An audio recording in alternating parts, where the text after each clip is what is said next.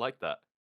I like to start at a certain point where it's easy to edit because I can just chuck it into Adobe Premiere, but also it starts with something, I don't know, something And to decent. make Steve look bad, I know. Gotta make Steve look bad.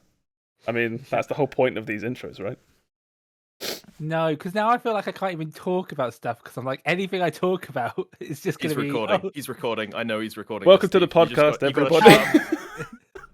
a welcome to the newly named podcast. This is this is the Game FourCast. Used to be the Place Where we are, obviously, but we've spruced it up. Some new graphics, some new logos. Nice little logo. Still in the here. corner. What? Sorry? We're still here. Yeah, we haven't gone anywhere. It's all in exactly the same place. Oh, what? You mean, haven't we told people about the studio now that we're now in? The 4-person studio? Yeah. I've rented big office space in London. Yeah, Everyone is dragged up here, but we still do it over Discord for some reason. yeah. I can see Josh from where I'm sat. He's just on the other side of the room, yeah. Yeah. Well, welcome back to the podcast. As you know, I'm Josh, who goes by BottlerWorks. I'm here with Will Olivemeister. Hello, I'm here. I'm here with Steve Quikwix. I am Quikwix, also known as Steve, and Josh is the worst. Oh, and we're here with Sammeh. Hi. How are Sam. you? How are you all doing? Are you all doing good? I am great, Josh. I'm feeling really good. Actually, that's a lie. I have a really bad headache, and I just took some painkillers, so I might wait for my input. You know, I'm gonna wait for what I've been playing until that sort of calms down a little bit. Hopefully it's all kicked in by then. Exactly. Yeah. I hope you've all been playing lots of stuff this week because the news this week is pretty dry. Not a lot actually happened this week. It's been a very quiet week. I've played a few things. I've actually played Good. some new stuff this week. Surprising. Don't normally have time to fit it in, but we've had a horrific storm terrorize the UK, so I've been off work. Yeah. Yeah. That was, my girlfriend Erin had day off as well. That's pretty great to hang out. It's I have thanks, not Storm. had time off work. Well, I don't lost bring the power mood down, yesterday, Sam. I want to jump straight into what we've been playing, and I want to talk to Steve about Dark Souls, because this is the big one that's been happening literally today, right? Yes, yeah. I was because I linked an Elden Ring trailer, and I was like, no one spoil it, because there are people who are like really like on top of spoilers. Oh yeah. But I was like, that trailer that I saw made me want to play Elden Ring. And then because I'm a little troll, I was like in Discord chat, I was like, oh well, the rest of the Dark Souls games are trash because I've not wanted to play them, but Elden Ring might be good. And then I was gifted Dark Souls, so I streamed it today, and it was an experience. I think It was an experience watching, let me tell you.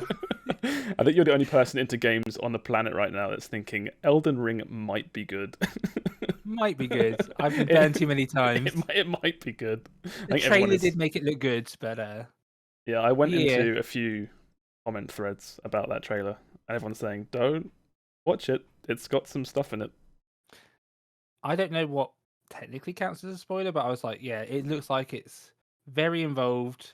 It will. I imagine that everyone who's going to play it will be like dead to the world for like a week to a month at least. Yeah. So I'm like, oh, I need to play games with people now before they're lost, and I'm like alone because I do plan to play it myself, but I'm going to play it like a month or two later once everyone's done with it, and then they'll be like, oh yeah, so now we can enjoy it with you, because I like the Dark Souls franchise and all those Souls games do not interest me playing solo like off stream. Like it's something that I would enjoy if I'm going to be miserable. I might as well have people enjoying my misery, you know. So, how far did you get in your session of Dark Souls? I was playing Dark Souls Remastered, by the way. Yeah. And I rung the first bell on the church. Oh, so you did the gargoyles. You did the gargoyles. That's good. That's a good a solid wall for a lot of new players. Yeah. Well, when I first entered that like arena for that fight, I almost one-shot it, and people in my chat were mad because it was like, how can Steve of all people? Yeah, you're supposed to get stuck. Yeah. But then I did summon the 2 NPCs to help me because at the moment with by the way with Dark Souls, all the servers are offline because of the potential to be hacked bug, and they're not coming back online till after Elden Ring. So I have to play it offline mode. So I feel like that's missing half the experience. I can't be invaded. You're I so don't have, like, lucky. You would the get fun messages invaded on to chat. shit. Yeah, yeah. But yeah, it's been a fun experience in some ways. Like it was kind of annoying that the hardest parts for me was like dealing with all like the trash like in between stuff. Yeah. And you'd get like so far, and then it would be like, oh, you die, and now you got to go do all the way again. And there was a bit that I was stuck on for like an hour or so. Um, and it's slightly annoying having where everyone's like, don't tell him anything, don't tell him anything. I'm like, no, but I don't want to do boring stat stuff. Please tell me where to put my points. Please tell me what weapon to use. I don't want to like care about that. I just want to experience the world and the gameplay, not like the menuing. Dark Souls it's is like oh, oh, you go. Well, it's like a delicate balance though, because you don't want to just play the game for you. Because most of the fun of Dark Souls, at least for me, is discovery. And I know there is a lot of stuff in there that's like just way too arcane for some people, and I get that. Also, I think it's information overload is a real problem in Dark Souls, especially when you talk to people who have played it Played it to before. death. Played it to death. Yeah, Hmm. that's a good way to put it. There's Yeah, a- it's like a fine line between giving you just enough to make you want to play more, and then ramming why resistance is a dead stat and you shouldn't put any points into it. Yeah. And it's like, Yeah, It feels See, like in Dark Souls a lot of stuff is hidden from the player or not explained, and then it's very easy to have someone explain it to you, but at the same time you don't gain necessarily a whole lot from knowing.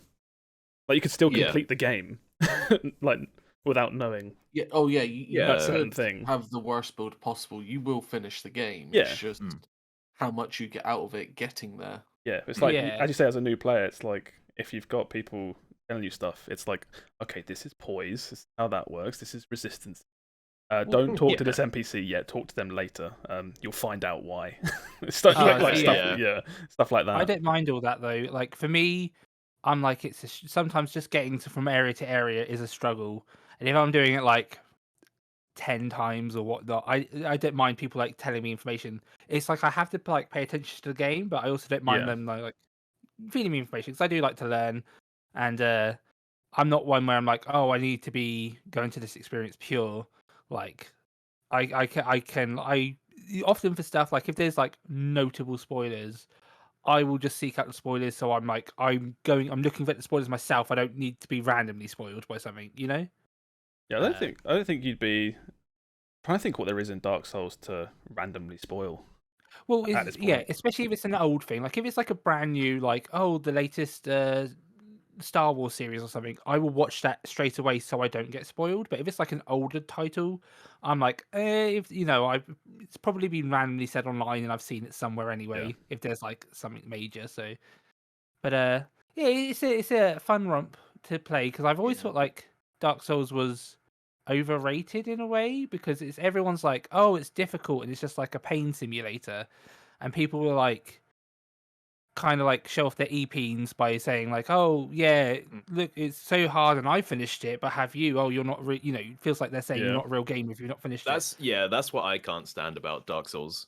Yeah, and the culture that's built up around it is like if you didn't beat the game with level 1 with a dagger, no upgrades, you're not a real Dark Souls fan. It's like, okay, all right. Okay. I don't think Dark Souls is like that anymore. I think at the time of when it came out, when did it come out? Like 2011, 12? I'm probably completely wrong. Let me look it up real quick. But since then, people are more tolerant to like harder games. Yeah, I think now 2011, I nailed it. Sick. Nice. I don't know. I still think because every time a FromSoft game comes out, the discussion about difficulty sliders comes up every time. Yeah, Large Sin Shin Megami Tensei. No, Sam, they're not ready. But I think nowadays, if a game comes out like Dark Souls, you got Elden Ring coming out, it's going to be tricky, right? It's not going to be the game you should make your dad play for the first time. Whereas back then, I think it came out and people were like, what? Why is this so hard? I think it was the first kind of thing of its kind, right? Which is why, to me, Dark Souls 1 will be like one of the best games ever. Just because at the time it came out and everything, there was nothing like it. It normalized and allowed games to be hard in the public eye, I feel, like at the time when it came out. Yeah. It's a shame in the way, though, that, like, for me, all I've heard about with Dark Souls really is, it's difficult and it doesn't tell you a story, so you need to kind of seek out the story yourself. Whereas I'm like, I wish that there was more focus on people saying like the gameplay is good, because it's all you ever hear about is how difficult and how like you got to like it doesn't spoon feed you the story. You got to like read all the quest item text and stuff, and it's like it's actual fun game. Like the weapon mechanics, it feels like good combat, like weighty attacks and stuff. Like I wish that was like brought up a bit more rather than just saying like, it's difficult. Yeah, I always think it's funny that people focus so heavily on the difficulty, which is like, it is difficult, but I guess it's like Josh said, it's a product of its time when games as a whole were getting way, way easier. And then Dark Souls comes along and it's super obtuse and difficult. And that's what people latched onto about it. Yeah. And the whole story thing as well was like, people were used to being spoon-fed story, right? Yeah.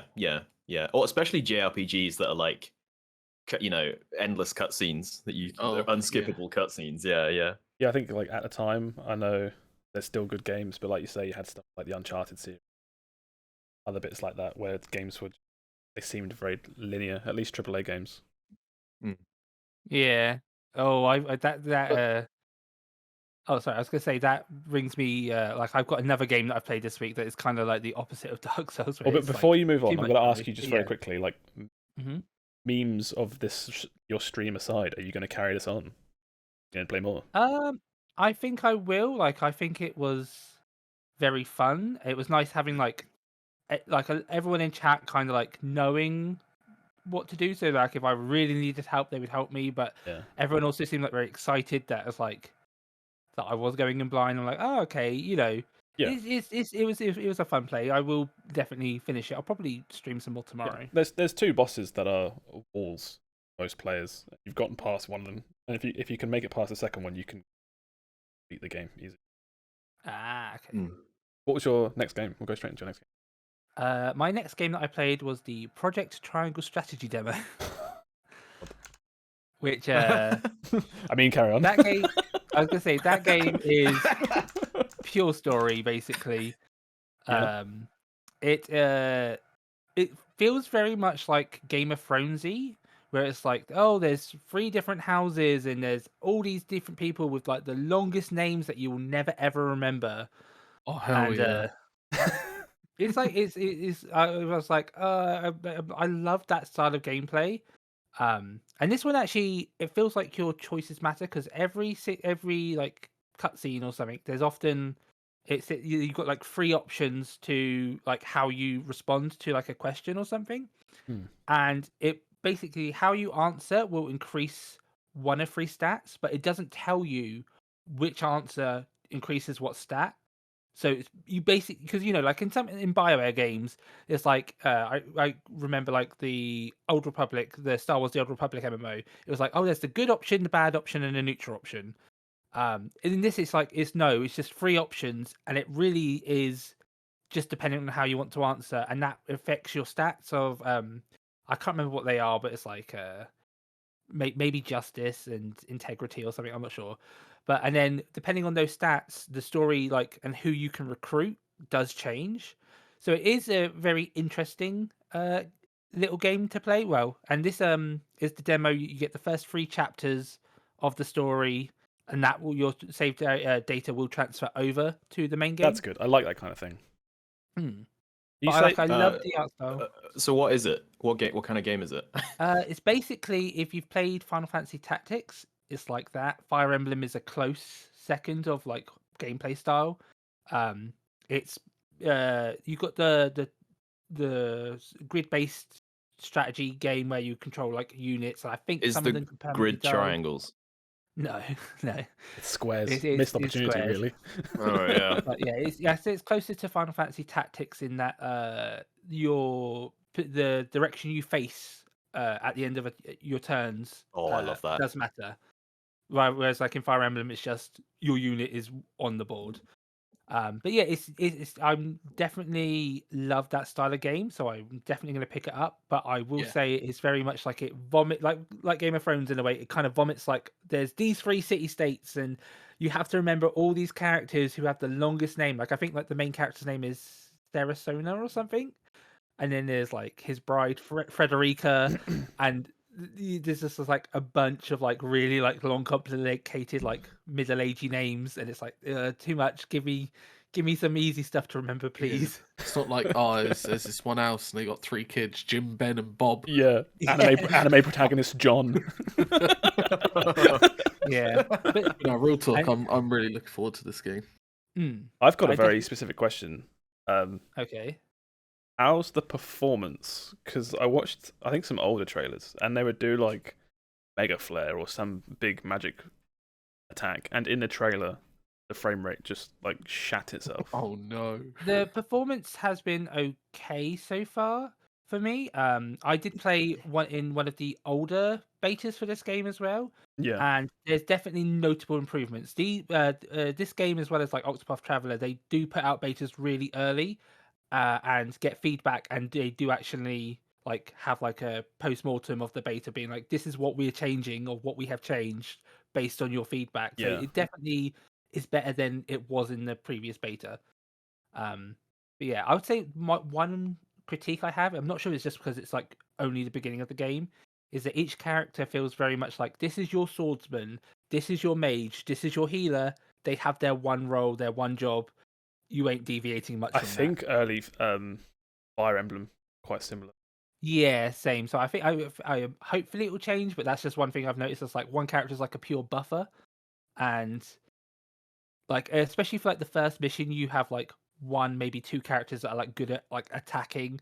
The rest you've got like the buffer, the healer, the mage, maybe even get in range. But is it class based or weapon based? It always starts. I think it technically is class based, but every character so far has had like their individual class, and it feels it's more like character based than class based. But again, it might have like class switching later, but I do not know yet. It also might come down to class recruitment later, right? Like it's trying to show you one of everything, so later on you can be like, I really like the mage class. Let me recruit 17 of those lads. Here's my army. 15 time mages for some reason. From the other beta though, it's like not generic units. So like every unit that you recruit seems to be like story based. Yeah, like they are actual like fleshed out characters, and who you can recruit depends on like how you've been playing the game. We'll see. We'll see how they take it. So it's kind of Fire Emblem. Yeah, but Fire Emblem, it always feels like there's like a correct path, and you can pretty much recruit everyone you're meant to recruit. Whereas this one, it feels like you're making meaningful choices. Okay. You're saying all the right things. That's always easy to say. Like, look back at Fire Emblem and say, "Oh, there's a correct path," and then look at a game that's not out yet and be like, "Oh, it looks like your choices matter." When it comes out, we could just be like, "Oh, actually, it can." Yeah, this is a demo, so you have to take everything with a grain of salt. So is this made by the Octopath Traveler people? Yes, same people. Because my only, and this goes back to exactly what you were just saying, is Octopath Traveler on paper and in like all the trailers, it was like, this is awesome. Like all these different intersecting stories and this, that, and the other. And for me, at least, it really fell flat on its face. And I can kind of almost see the same thing here, right? It definitely has that potential. I think with Octopath Traveler though, like originally it was sold as like you have your one character who Sam's gone. You have your one character as like that's your like D&D character in a way, and then you recruit others to the party. But because people were like, we love all these characters, they were like, oh, you can just recruit them all straight away and play all of them at once. Because I think originally like it was a big deal that they had 8 save slots, so you could have one playthrough of each character, but then they made it so based on demo feedback, the beta feedback, that you could just play it all in one session, in one save, which then highlighted the fact that these characters don't really interact much in that game. Yeah. But this one I think Octopath did. Don't want to say alienate, but like it was like Marmo, right? The people that loved it, like Octopath was a great RPG, and then there's the people that were like, I should like this, but it just falls short. That was it. That was it for me. When I was playing Octopath Traveler, I was like, why don't I like this? Yeah, it's everything. It looks nice. It's hitting all those right notes, but you're just sat there looking at it like, not for me. I was like, I don't want to play this anymore. It's it's such a gorgeous looking RPG. This whole HD 2D. I hate that name. But no, I get exactly what you're saying. It's just, I didn't like it, and then I feel like it's bringing up those same like warning flags. Well, I'm sure it's going to be good enough, but I'm just like, I don't want to drop a lot of money for this when I don't know. The demo's free and we'll have reviews. I'm sure people will be very eagle-eyed on reviews to see, like, is it delivering what it's promising, or is it going to be Octopath 2.0 where you feel like it should be doing more than it is? What is the release date for this game? You're asking questions that I do not know. Strategy. 4th of March. That's really close. Okay, yeah, it's close. Oh, that's closer than I thought. 4th of March. Yeah, I think it's also the thing as well, which is eventually Octopath came to PC, right? It did. Yes. So maybe I'll hang on to this. Oh, did it? Oh, okay, okay. Yeah, it's on Steam. It's still one of those games where I think Octopath I'll pick up.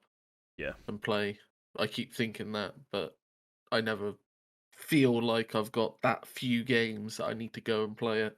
It's like someone says, "Here's an old school JRPG," and you're like, "Fuck yeah, I could go for one of those." And then actually finding time to sit down, even watch like an intro to an old school JRPG is like, well, I got afternoon off, I guess. I can get into this.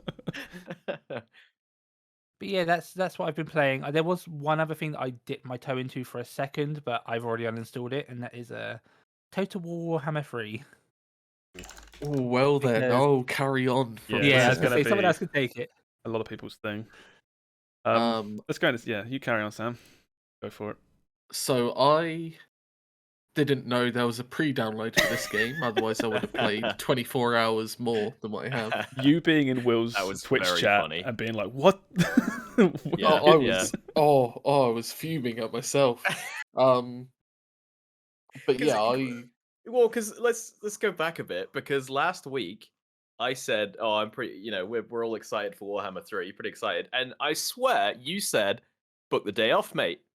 And I didn't have no. I pre-ordered it. Right. Okay. And I did have the day off that it came out. I was all ready. Right, because I thought that's what you meant. I was like, "Oh, okay, he's going hard this time. He's got the whole day off just to play Warhammer." It's why when I was streaming, I didn't invite you to anything that day, because I was like, "Oh, he's playing Total Warhammer." And then you popped in and went, "Wait, it's out." I forgot. All right. And it's a cool 113 gigs, so not small. Well, that's the disc size. Interesting. That's a big dick right there. Cruise on that. Yeah, it's good. The download was only 62 only. Oh, okay. Yeah. Because only this. Well, we don't have to go straight there, but this made me interested in installing Total Warhammer 2 again. That's like half the size. I'll get to that as well.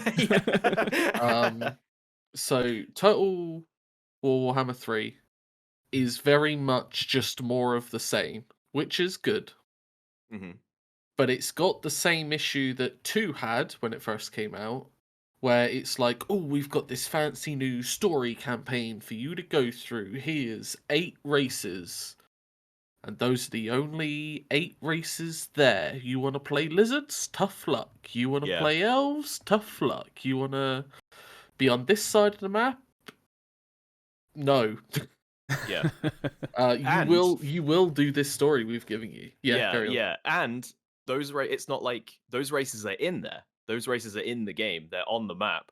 You just don't get to play as them because they're like a that just scream faction.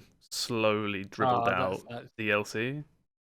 So what they'll do is what they did for 2, which is in Warhammer 2, they took Warhammer 1, slapped both the maps, made a perfect map with everyone on it, and then went, here you go. Everyone, everywhere, every race, go for it.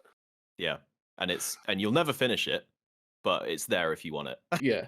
So what they'll do with this one is they'll add the new section that they've made, because it is an area of the map that you couldn't go to in Warhammer 1 or Warhammer 2. Yeah. They'll add it in, add the new races in, basically slap it on top of the old Warhammer 2 map, and then again just go for it. World domination or bust. Yeah. Which is staggering, right? When you think about it, because you have this the whole point of the game is like excess, right? It's this huge map. There's so many races. It simulates, like, whenever you hit end turn, it's like, all right, we're gonna simulate 100 different factions. Like, you see them whizzing by, like, doing their thing. So to then essentially double and then triple it, I can't imagine the amount of work that goes into that kind of thing. Which I guess makes me feel a little bit more forgiving towards it when it starts to crash all the time and kind of run like shit. I was gonna say, when we're gonna address the elephant in the room, which is the game is a bit of a mess, right? Yes, I've seen many problems with people having it. I've not had any crashes. My end turn ends in under 5 seconds. See, I had something. No issues. I was talking to Will about this the other day, where I haven't played tons of it. I've sort of jumped in and out a little bit, and I haven't had any major crashes or problems. But whenever I play the game and look around, I just feel like I'm lied to compared to promotional material. My game looks terrible. It doesn't look terrible, but it looks nowhere near.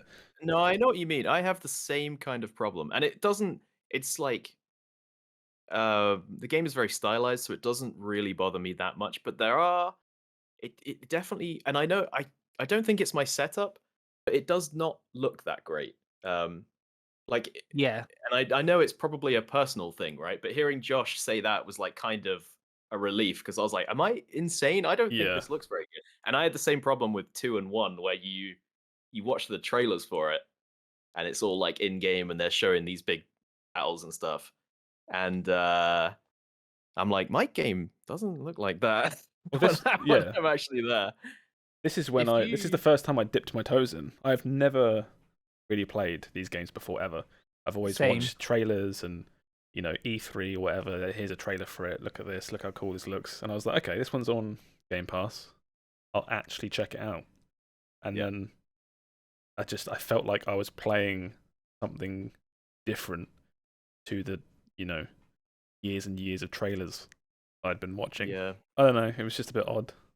If you take the unit size and scale down to small and actually zoom in, you can get that really pretty looking, like, fights and stuff going on.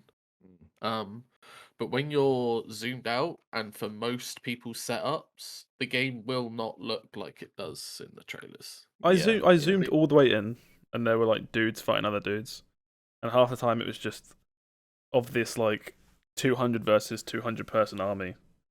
It was like maybe like 12 dudes fighting 12 other dudes, and a whole bunch of standing around, which is probably what real war is like, I guess. I guess if you're at the back of the group, like, what do you can't see anything. Just stand around waiting to die. But it's just If you go and watch someone streaming it who's got their like maxed out setup with their RTX, God knows what, their game will look fantastic. It does look incredibly pretty. But for most setups, it's not going to. Yeah. Is it kind of like I think Battlefield used to do something similar a while back, where they show it at E3, like maxed out. and then I'd play it and I'd be like, Well, my game doesn't look like that. yeah, well, it's all this. But I feel like there's a lot of games now that come out, and I'm like, this has no right to look as good as it does, right? Yeah. I can't think of a good example right now. I guess Battlefield is a good example. Like, maybe not the new one, but like you play Battlefield 5 on your something, and you're like, there's some magic going on here. I don't know how they've made a game that looks this good, like, and it runs this well. Even on like medium high settings. Doom Eternal is a good one. Yes, Doom Eternal. Yeah, that's a good shout. Yeah, it looks really good, and I've got it maxed out, and I'm like, oh, okay, like 200 FPS or something. Like, yeah. It's like, okay. Yeah, and then this is like the opposite, where I'm like, I feel like this should look better, and I want to say this isn't a deal breaker. This isn't the deal breaker. There is one, but this isn't it. I think the game looks fine. It's just a bit, it's a bit like jagged and weird looking when you properly have a look around sometimes, but it still does look nice. I think they've done some stuff with the map which makes it it looks a little bit more like I want to say like stylized than it used to. But I feel like that is for the better, because it is, I don't care if they're like realistically rendering all these buildings and trees and things when it's just an overworld map that my big guy, like, it is all abstracted. Like, it doesn't matter if this stuff looks like photorealistic or whatever.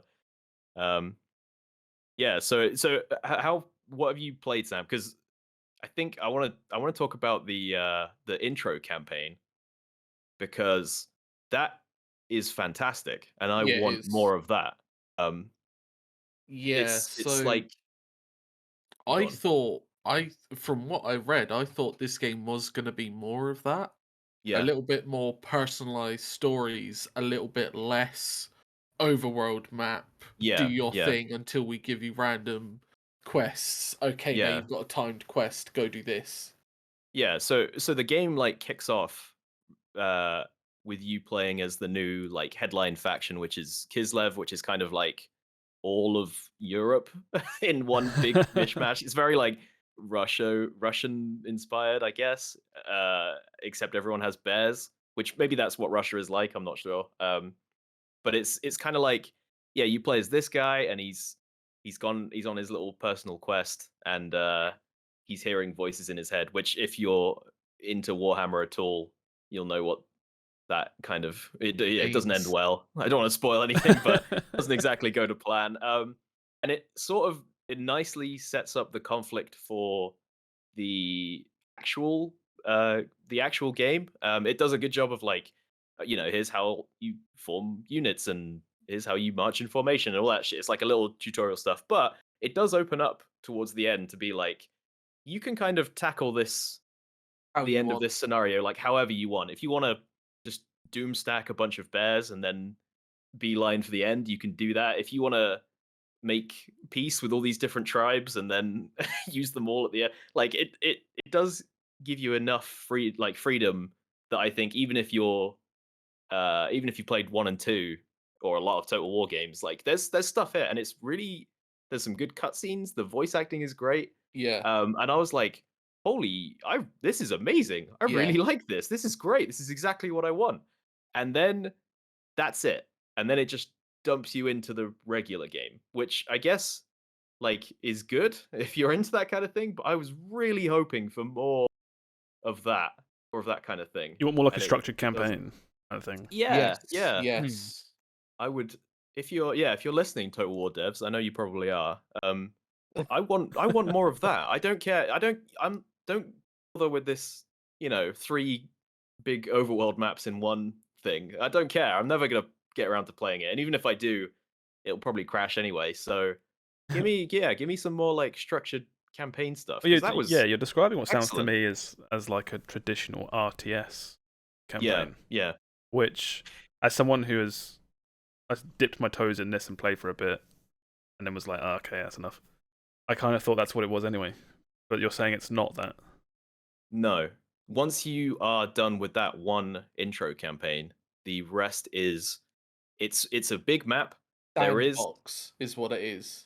What's it called? Really? Yes, yes, yeah, pretty much. There is a objective that everyone is trying to do. Yeah. It's the same objective for all the races. You have to beat four bosses or something, right? Yeah. Basically, you have to get 4 souls. It's basically Dark Souls. But you have to get, and it's the same for all the races, right? It's just you start in a different place, and obviously you have access to different units, but it's all on the same map. So even if I'm just playing my Russian Kislev campaign, there's all the other factions that I could have picked will be there. They're just controlled by AI, and they're off doing their own thing. Similar kind of quest. And it's cool, right? I really like that. After the first couple turns, once the AI kicks in and starts doing its thing, it really can lead to some very unexpected scenarios, right? Whenever I talk about Total War, I always tell the story of when I played Total War 1 and I was playing as the dwarves doing my little thing in the mountains in the south. And at some point I got a message that was like, "Oh, the main issue of the game, we all banded together in the north and we all solved that. So don't worry about that. You just keep doing whatever you." And I was like, "Okay, I'll just keep existing down here doing my own thing," which is cool, right? I really love that can happen. But the game is in a poor state right now. I feel like, for me at least, I've tried 3 different races and I've crashed out every time. After once the world map has started to open up a bit and I can see more regions, it slows down to a crawl. I get less than 30 frames maybe on a good day. Yeah. I'm completely taken aback by the fact that there's no structured campaign. I thought that's what these games were. There never is. I had there is an end goal clue that you're working towards, that everyone is racing towards. That's how the campaign always is. That's a shame. But there's no credits. There's no final confrontation. There'll be a final confrontation, but it's like you are at point A, get to point B, and there's a long time between A and B. Yeah. So and everyone is trying to get to B at the same time, so you run into each other, and conflict is generated through that. I had no idea. It's hard to say it's structured, but there is structure. Yeah. But it's not like you're playing through a StarCraft 2 campaign. Yeah. Yeah, it's not a series of scenarios. It's one big map, and you exist on that map with everyone else, and you're all trying to get to the finish line, basically. I didn't finish that prologue bit you were describing, and you have just completely cemented that I'm never touching that again. I don't think it's a you game, to be honest. No, my experience with it is I started it, and then I started doing that. Was it like the prologue or tutorial stuff? Yeah. And it started talking about economies and building bases, march this way and form, and I was like, oh, I'm out. That's the bit that I love. I love the hate. management of the territories and your ecosystem, and making sure you've got enough money, but also having enough army to cover your bases. Yep. What's also cool is that while the races are there's this guy, right? He's a demon. He summons demons. That's his thing. So all the race, and I was playing as Russia. I make bears. That was my thing. So there's differences in units and stuff, and army compositions and things. But there's also completely different meta games for each of the races. It's not just build your city, expand, whatever. It's that while playing as Warhammer Russia, I was having to manage political infighting at the same time, and I had to appoint people in key territories to manage things for me. Yeah, and that was a completely unique mechanic to if I didn't maintain enough discipline, I would have rebellions on my hand and stuff. And it's that's completely unique to that campaign. Whereas if I was playing as demons, I think it's you just have to keep fighting, or if you don't fight long enough, your guys will start fighting each other instead. The demons that I played were the seduction dudes, and they were we're gonna make cults everywhere, and if someone indulges a bit too much, they're ours. Yeah, and it's like that's a whole other like mini game you have to manage on top. So it's like that stuff is the cool bits. Yes, yeah, it's the management and all of that. The bit I have the most issue with is the actual combat bit of the game. Yeah, I find myself wanting to auto-resolve as much as possible. I started auto-resolving on your recommendation, like 4 or 5 battles in, and I was having a much better time because I find them extremely frustrating in this game. Is that not skipping? Is that not skipping the point of that game? But each battle takes like 30 to 40 minutes. Yeah. So suddenly, what could be like 20 to 30 turns of like you developing your empire turns to like 2 to 4. Yeah, and like you set a building going and you finish playing. 'Cause you've been playing for 3 hours. Your building hasn't finished building, so you've not done anything. Yeah, and it's also like if you're doing well in the metagame, the overworld, you will be like at an advantage in all these battles, but to the point where it's like it's a foregone conclusion. There's no point in me fighting this out because I have 500,000 angry bears. I know I keep harping on this bears, but it's my thing. You love your bears. I really like the bears. Yeah, I can't deny. You love bears. Okay. Yeah, and this guy has like 10 dudes and a stick between them, and it's like, am I gonna load up? Because the load times are not great either. But am I gonna load into this map? Control A my whole army, right click his like 4 units that he's got on the other side of the map, and then just sort of like, I don't know, watch YouTube or something while my guys massacre this like basically small meeting. Mom says it's my turn with the stick. So you end up like, I'm just like, no, I don't need to do this. My guys have this. I trust it. But yeah, it is annoying because when the battles like work really well, it's like so cool to watch. Like when you have like, I can hide my cavalry in these trees and I'll wait till they're like all engaged and then I can run around the back and like, smash them from behind, that kind of thing. I've got artillery on this hill and that's like raining bombs down on them as they approach. And it's like, I feel like an actual like armchair general. Genius, it's great. Yeah. That brings me back to the prologue where when you're doing fights where you have your hero and then 19 other units, right, to make up a retinue of 20 units. Yeah. But in the prologue, and especially in the open, you can't have a maxed out army. So you only have like 8 guys. And you're fighting up against 8 guys. And that combat, fantastic. Yes, because you're controlling a lot less, and therefore your decisions mean more. Yeah. Whereas when once you've got like 20, it's I'm just gonna throw all my guys at you, and you're gonna throw all your guys at me, and then we'll just see who comes out on top. Take your Protoss death ball and ran it into the enemy. Just see what happens. Pretty much. Yeah. There is a certain point where it becomes just like unmanageable, and it's annoying as well because I feel like the AI is like way better at this than me, right? The AI is actually trying to do stuff, and I'm just like, I've A-clicked, I've tabbed out. Like... There's like some units which are like, they'll have like, it's a pack of like rabid dogs or whatever, and they're gonna run around the back and like flank your archers and stuff. And I'm like, I could deal with this. Like I could get the guys, draw them up in a sort of shield position. I could get my spearmen over there. I could run some some cavalry in to like run interception and stuff. But it's like, and he's doing this with like 5 different like packs of dogs, right? That are all just like harassing, and I'm like, you guys, you just deal with it. Like, I don't want to hear any complaints. I'm going back to my cooking ASMR video on YouTube. Exactly. Which again is a shame. I'm just annoyed. Because then you get units with like magic and stuff like that, and you can use all these spells to like buff your guys, nerf their guys, or just do straight up AoE damage and stuff. And that stuff also looks incredible. Yeah. From the sounds of it, it sounds like, because I downloaded the game, loaded it up. I was like, I didn't know what the game was, so it's obviously an RTS, and I was like, weird controls for it. Like it wasn't like, because I played a couple RTSs in my time, but I was like, no, not for me. But it sounds like it would be a very interesting game to watch, but not to play necessarily. I love watching Warhammer. Yeah. When you're watching someone who loves what they're doing and knows what they're doing.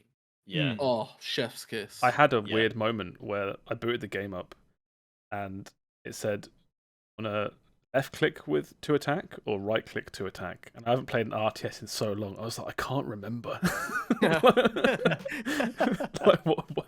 How do you play this again? Yeah. But there's some other stuff too. Like I don't know if they made the AI worse in this game. But I feel like I have to wrestle my units to get them to do what I want them to do sometimes. Yeah, I And felt that. it's like they have a mind of their own. Like, so sometimes I'll zoom in on a fight and it's like I'll have my big line of guys, right? And their big line of guys, and they've been smashed together, right?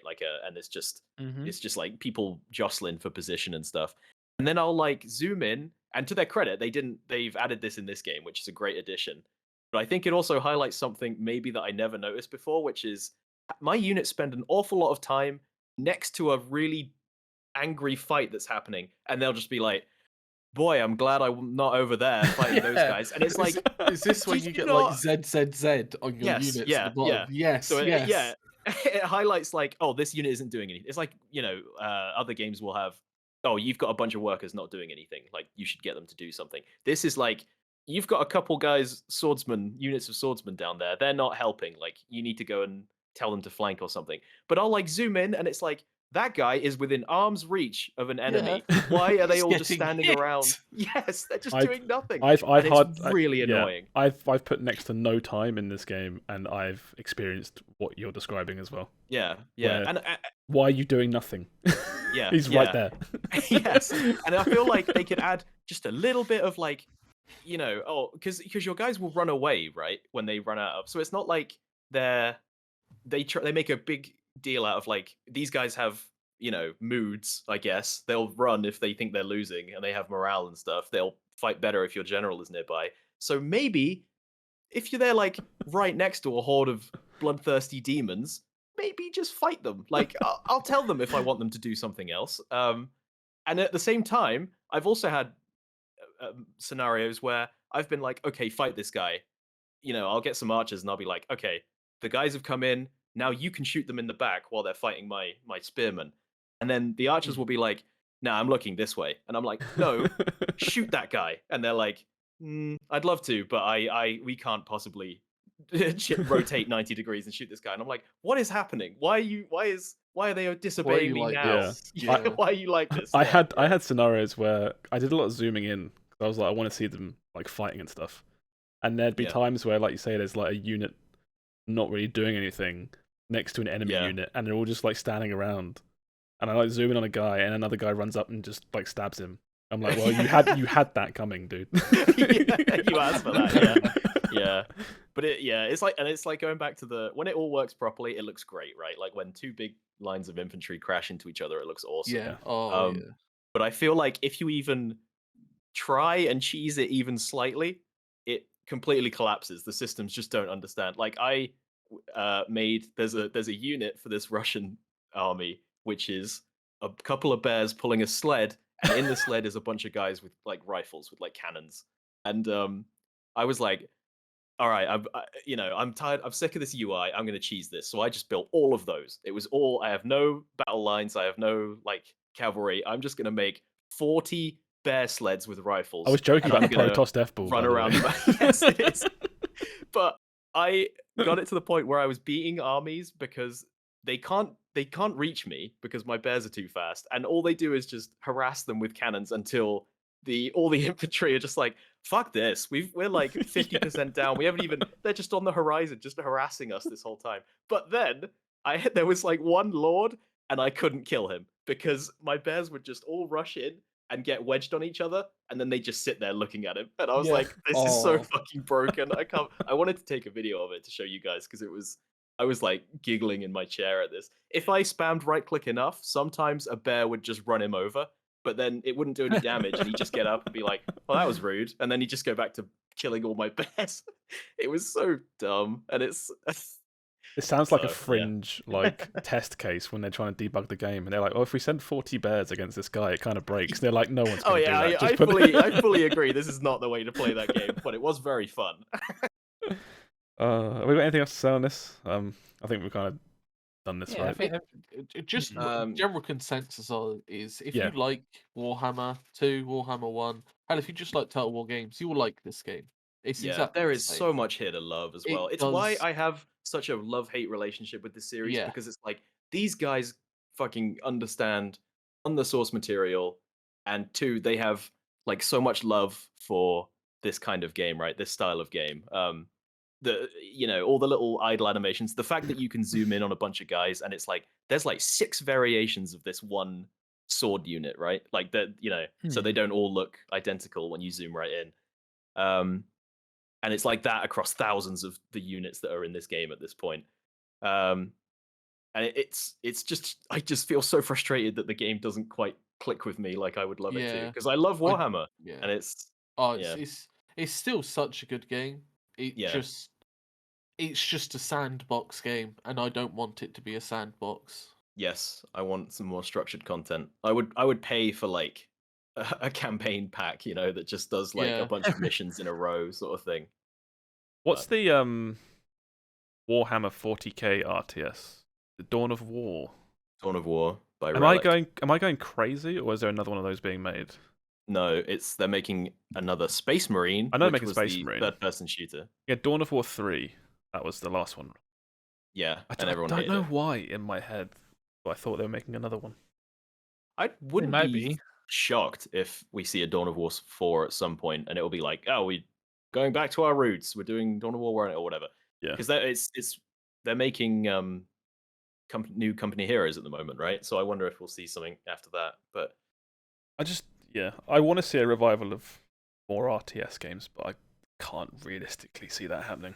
Yeah. I was gonna say after like StarCraft and then the War, but StarCraft kind of like just died. StarCraft 2 killed itself. I will stand by. Yeah. Like there are people willing to love and play StarCraft 2, and then they threw it away. Warcraft 3, that was a disaster. So it's like I don't feel like anyone really wants to. It's the same thing. That's Blizzard. That's it's the same. It's the same thing. It killed itself. The games were perfectly fine and sellable. StarCraft 1 to this day, I'm pretty sure, it still has an esport. Yeah, Brood War Remastered is still played. War, yeah. And it's like, if that's still there after all this time, something is there. It feels like the only company still willing to dabble is Blizzard, but they keep making them so shit. Yeah. And then the reception is so bad because they're shit that they're like, okay, I guess you guys don't want it then.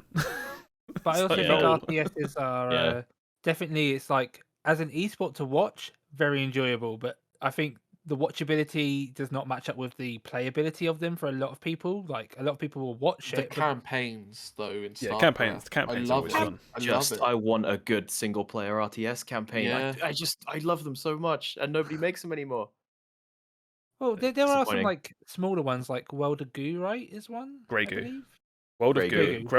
World of Goo was like an it was an like indie bridge game. builder.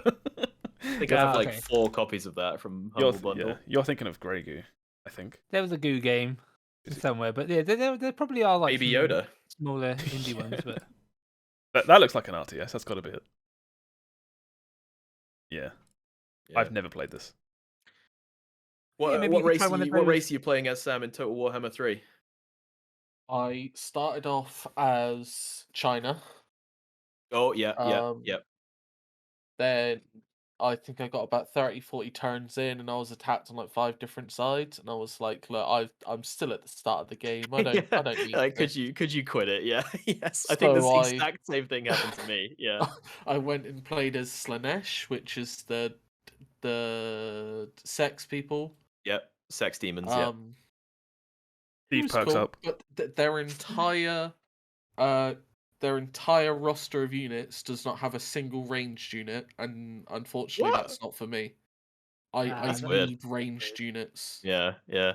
So now I'm playing as Kislev, and the ultimate goal is purely because you said you're invading the north with bears, is to invade the north with bears.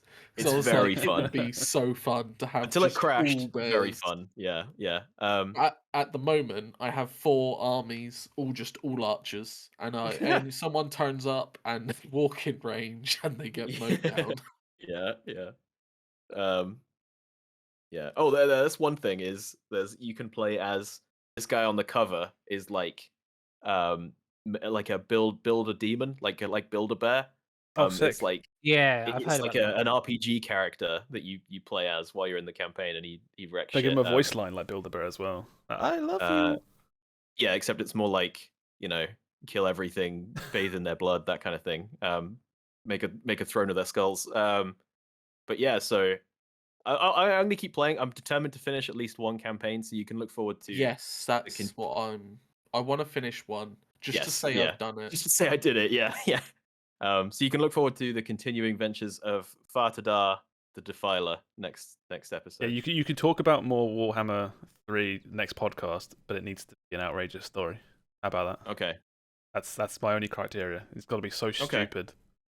And I can do that. I can do that. And yeah, you have homework now. Yeah, and it's got to reduce the frame rate below 10 FPS. There was one battle. Real quick. I had a guy. I was about to start building my second army, so I had the general there ready, and then I was waiting until a building was finished, so I could start, which would produce units, so I could start filling his army with those new units. So it was just one guy on his own, and while that was happening, I got attacked. So it was like 2,000 guys versus my one guy on his own. He was just him, but I was close enough to the nearest settlement that it was like, right, we'll back you up, but we're going to take about 5 minutes. Literally, there's a little symbol on the side of the map that says, in 5 minutes, the rest of the army will show up. So in that time, I had one guy, and I went and sat him in a bush on the edge of the map, because there's like a pseudo stealth mechanic in that game where if you hide things in trees, they can hide. So I clicked that guy, made him run into a bush on the side of the map, and the AI just combed the map trying to find him for 5 minutes until the rest of the army showed up and we had a fight. But it was very funny. I was like, name that guy Kane. Yeah, yeah, literally. There was like a couple times cavalry would like run by and I'd be like, hold your breath, mate. You're so dead. You've turned it into Metal Gear Solid. Yeah. Yeah, but that's like, in some ways, it's like, wow, the systems came together in a really dumb way there. But it's like, thumbs up, the systems came together in a really dumb way, and I love it. That's kind of interesting. Yeah. Mm-hmm. Okay, so I'm going to push this along. What else have you played this week, Sam? What is that? This is your primary. I can tell you what I haven't played, which is Lost Ark. Yep, no one can get into that. That's not a news story this week, but everyone's still talking about how the European servers are literally impenetrable. I've added a new region. Game. I'll come back to it once there's no queues, maybe. Yeah. Maybe. Put it in the same pile as FF14, where the queues are too long, so you don't play it. Yeah. Well, Lost Ark actually added an EU West region, I believe, but where they don't have character transfers, and also if you've claimed like account rewards on your one server, you can't transfer them over to the other. It's kind of like you've added this, which is good, but you need a little more, you know. Yeah. Are you ready for this information I'm about to give you? Oh god, Where do you think the servers are for EU West? China. The exact same place as the other Europe servers. Oh really? Oh really? So you go there and it's a different server, so you can't it's completely like disconnected. But it's still in the same place as the other ones. So if you were Europe West or Europe East or whatever, you're gonna have the same ping. It's just brand new servers, and you can't character transfer. Yeah, so the fact that you can't literally they're putting it up there and being like, please just start again on these new servers to make way for other people on the current servers. Adding new servers is completely irrelevant without a batch of free character transfers for people. Yeah, because no one is going to be playing this game brand new because everyone's put off by the horrific queues. I mean, at least they've like stemmed the tide a little bit, right? I guess that's what they're aiming for at this point. It's just squandered potential. It feels like you've had all this momentum and you're never going to get that back. I should have known this was going to happen. Yeah, because it literally happened for New World. Yeah. But no, I'm trying to think if there's any other games. I mean, we've got to bring up the weekly Vampire Survivors, right? New achievements, baby. That game's now getting literally weekly updates of like it's 2 hours content a week. Got updates at the end of our last podcast and has had another update bringing in 2 new characters midweek. Yep. Oh my god, what a gift that just keeps on giving. This guy is nailing it with these updates. Yeah, I will say, like, there's a lot of small indie games like Among Us and like what's it called, Fall Guys. Who they got big and then they did nothing. Whereas it's a breath of fresh air to see this game. They're striking gold and they are keep going. Like they know this is the I love time. it. It's like it's like episodic gameplay, right? It's like a Telltale game. I log in every week and it's like, hey, got a couple more jobs to do in Vampire Survivors, and I'm like, fuck yeah, let's go. Exactly what we talked about, I think 2 weeks ago, about making the most of your hype.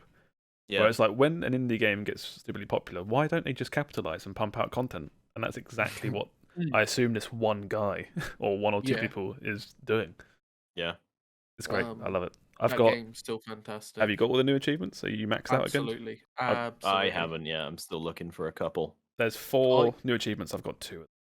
I got to the point where I spent one day and I was like, I'm just going to do some farming runs so I can have all the money to buy all the power-ups. Because I just wanted to play the game. And I was like, yeah, I'm just going to do some runs. Yeah. I like the fact that I haven't maxed out the metagame aspect of the currency, because every time I do go back, because there's a new update, I feel like I'm also slowly chipping away at whatever you would call that, the metagame. So it's always like, there's a new weapon to try out, that's really cool. There's new characters, but also I've just added a few more little perks as well. Yeah. Oh, it's great. I think Game of the year. Game of the year. Contender. Anyone listening who still hasn't played this, it's like £2 and it's amazing. Yeah, it's fantastic. I don't think I've played much else, to be honest. Did another Blood Bowl game this week. Actually went well, this one. So as in contrast to my other game where you roll a d6 and it's like you need a 2+ to succeed, and the previous week I kept rolling 1s, so my turn just ends. This week I don't actually think I rolled a 1. So it was like, you need a 2+ to do this and a 3+ to do that, and I was like, let's just do like 9 of these every turn. And nothing went wrong, so I won. I'm waiting. Go on. I was gonna say I'm waiting for Blood Bowl. I'm kind of getting that itch of Blood Bowl again. I'm waiting for Blood Bowl 3 though till I like dive back in. That's been confirmed, you guys right? Jumping into 3 when it comes out, like straight away. When it comes out, they've given us a couple of betas. And what we can tell from playing them is Blood Bowl 3 is nowhere near finished and not coming out anytime soon. Initial release date 2021. that game has like, it's like, it's got like the core implementation, and it's like, no, it doesn't. It's so weird, right? You can't do the things Blood Bowl 2 does yet. Yeah, it's so weird to me, right? It's like we talked about Total Warhammer 3, and it's like it crashes and it has slowdown, but I can understand it. At least I understand, right? There's so many moving parts in that game, and they're trying to do so much. The scale of it is crazy. I understand if there are some crashes right away, and like I wouldn't recommend Warhammer 3 right now. I mean, you can play it on Game Pass. That's how I would say. Yeah. That's how I would say play it right now. But and like they'll work on it. They'll get patches and stuff. The fact that it's like Blood Bowl 3, right, is they're just making the board game but in digital form. So they haven't got to worry about designing any systems that don't work or anything like that. It's just digitizing a board game. I find it incredible that like they seem to struggle with that for some reason. Like I know, and it's like I know it's easy to sit here and be like, oh, just make the game, but I just think it's really strange because even when we played 2, it's like some of this stuff just doesn't work, and it's like, oh yeah, don't worry about that, it just happens. That's one thing that's always confused me, is because it's like a pretty solidified board game. It's like you've got Blood Bowl 2. Do you need a Blood Bowl 3? But then I remember also when I played Blood Bowl 2, there was like an add-on or a mod that was like pretty standard, which I assume everyone has. There's no add-ons for Blood Bowl 2. I thought that there's like a mod or something that made it like look better graphics and tweak some like very minor stuff. I Haven't can't heard of remember that. because it's been years since I played it. But yeah, so I'm like, Blood Bowl 3 should be like pretty simple. It's mostly going to be like animation work to make the game look prettier, I imagine. So Just a new like I engine don't know. update. Yeah, Yeah, new coat of paint. Just straight up didn't work. yeah. Which shouldn't be an issue because I know it's not as easy as copy paste, but you've got Blood Bowl 2, right? Yeah. And Just there's put it in not a new game any machine. rule discrepancies between Blood Bowl 2 and the board game. Yeah, Yeah, yeah, you And need if to there update the are, mechanics. that's the bit that should be the work, right? Not the Yeah. bit that you've already got. exactly. Yeah, exactly. Yeah, now I've said it out loud. I feel kind of like it's kind of a dick thing to say, but it's just, it's like, yeah. What unexpected things are you running into in the digitization of a board game that already has like all the rules laid out already? Yeah, I don't know. Although You've I will already say done once before. You've already done, yeah, at least once. Apparently, yeah, twice. the animations though are pretty special for Blood Bowl. Like it is like Oh yeah, it's not that there a lot isn't of love work in to that. be done. Yeah. But Yes, yeah, You haven't got to design a whole new game. yeah, and you got to think that they've been making this for ages now as well. It was yeah, planned to come out last year. yeah. So Because it's when was not the even like? oh, we've got more work to do. It's like that's not an excuse if you thought it was coming out last year. yeah, and it's like the final big DLC for Blood Bowl 2. That was old when I was playing, which was like 2 or 3 years ago at this point. Yeah, yeah. So it's like, how are you making? How are you open? How is your studio still running? And yeah, what are you what are you doing? Yep. What's up, guys? Are you okay? Sometimes creators have to throw their work away. Yeah, maybe that's it. Had to scrap Blood Bowl 3 a few times. It's Didn't like basically the Blood Bowl ending. 6 at this point. Yeah. Yeah, I There is dunno. one game which I've watched but not played, and I'm considering buying.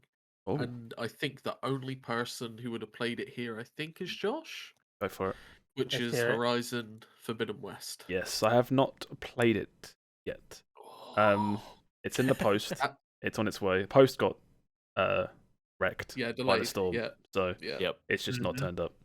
I am tempted to buy that game for PlayStation 4, but I am worried because I've seen PlayStation 5 gameplay, and oh man, does that game look beautiful. Yeah, Yeah, I've heard yeah. that the PS4 version is still pretty good, so I don't think there's much Yeah. to worry about. I'm Well, it's just so excited to play that game. one of the highest praises I can give this game is like when your character is talking to, or when Aloy, but the character you play as is talking to someone, it's like every conversation has been like motion captured. So Yeah. you don't have these bizarre face movement things, but there is so much detail and emotion going on that I'm Yeah, like, am I've I going to heard- get that on the PS4? I imagine you would, because Yes, that's yes. not like a it's not like a graphical thing. Right? That's like underlying tech.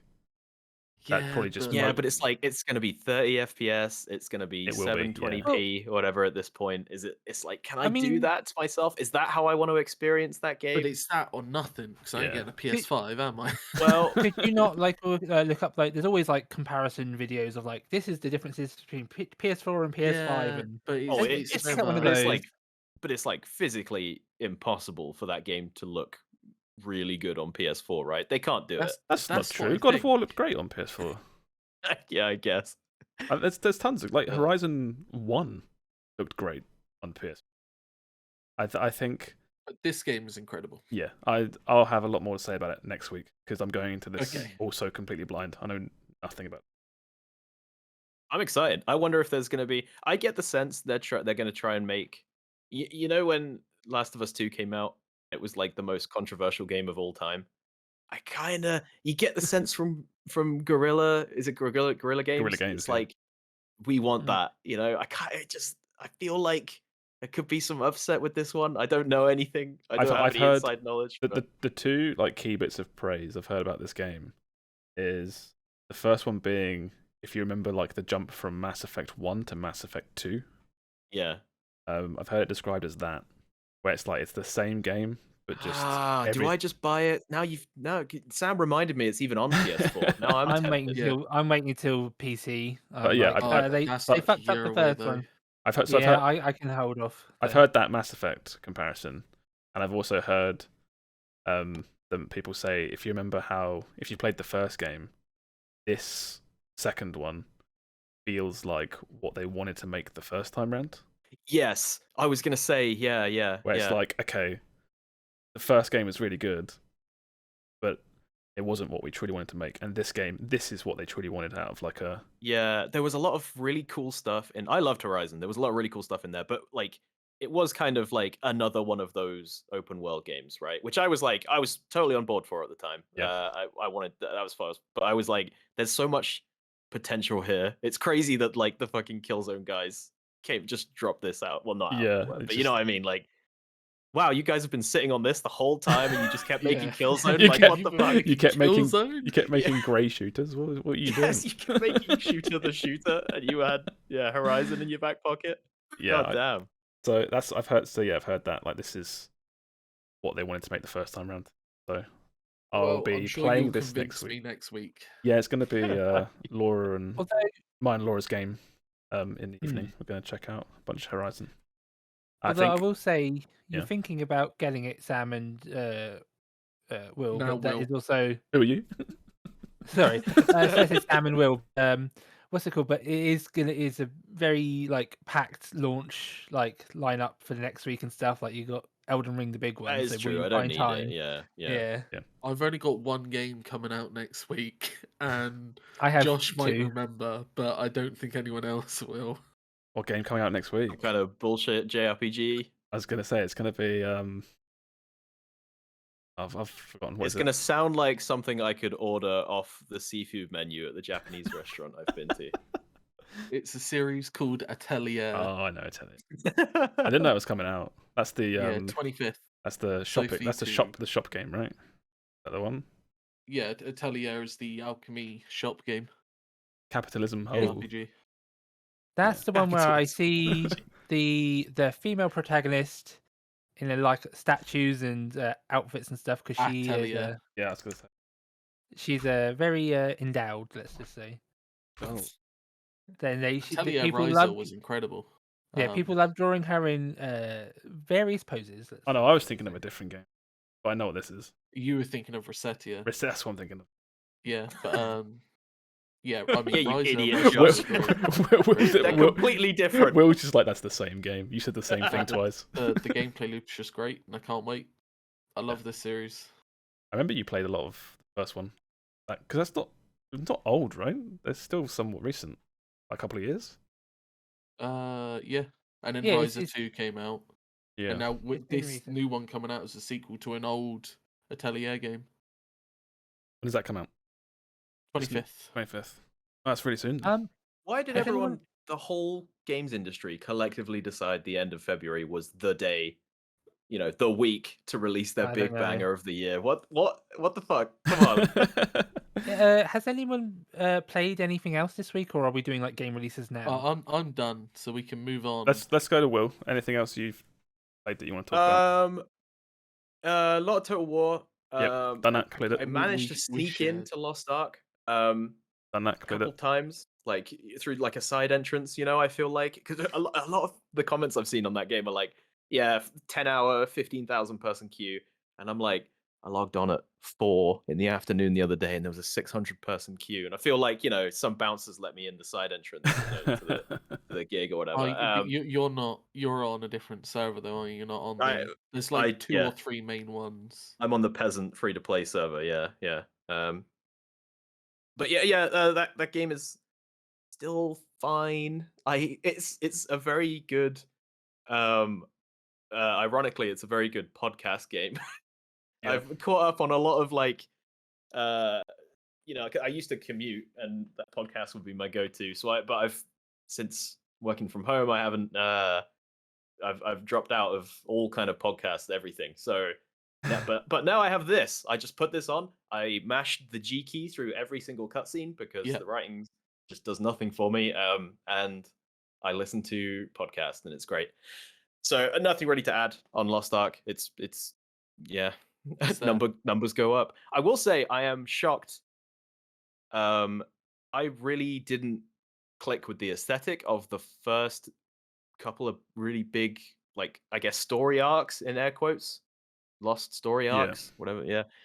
But since there's a point in that game, you get given a boat, and you're like, all right, just you're leaving the continent, you're going somewhere else, and after that, the game is like, I am shocked at the Wild. stuff it's like cranking out in front of me. In the very first place you visit is you get like miniaturized. It's like Minish Cap almost, and you That's end up cool. exploring like a forest, and you're fighting like fire ants, and there's like there's coins and lost things buried everywhere, and it's all done in this like tilt shifty kind of macro-y way, and I'm like, oh, I was not expecting that. Okay, well played. And then the next place, there was like a fighting tournament arc, like, like in you an were talking anime. about that, yeah.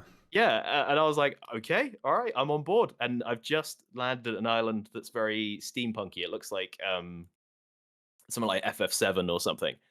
And it constantly, I feel like I'm like, every time I'm about to be like, all right, well, good job, Lost Ark. You've wasted some time. I've enjoyed what I've played. And then it'll be like, but have you tried Steampunk Island? And I'm like, okay, just buy another 5 hours with me. Yeah, all right. Okay. All right, I'll bite. What's Steampunk Island? Yeah, well, all right, what you got for me? Yeah. So yeah, it's a weird game when you describe it like enjoyed this. by that. Yeah, it's very strange. It's very strange. And the whole time it feels so pandery that I'm like, I see what you're doing. Like, it's in a really it's constantly like, oh, try this and have some of this. Oh, you like gold coins? Have some gold coins. And I'm like, all right, game, calm down. I'm in. Stop. There's like, it'll be like, here's your island. We've got this sexy maid, and she runs everything for you. And she's like, oh, welcome back, my lord. And I'm like, oh, come on, all right, calm down. you don't have to do that. So yeah, play it Lost Ark. That's Lost Arking. I also played a game right before we went live because I was worried I wouldn't have enough to talk about with Total War. And then I saw that they put in apparently not. I saw that they put Infernax on Game Pass, and I played a little bit of that. Interesting. And so I saw a trailer.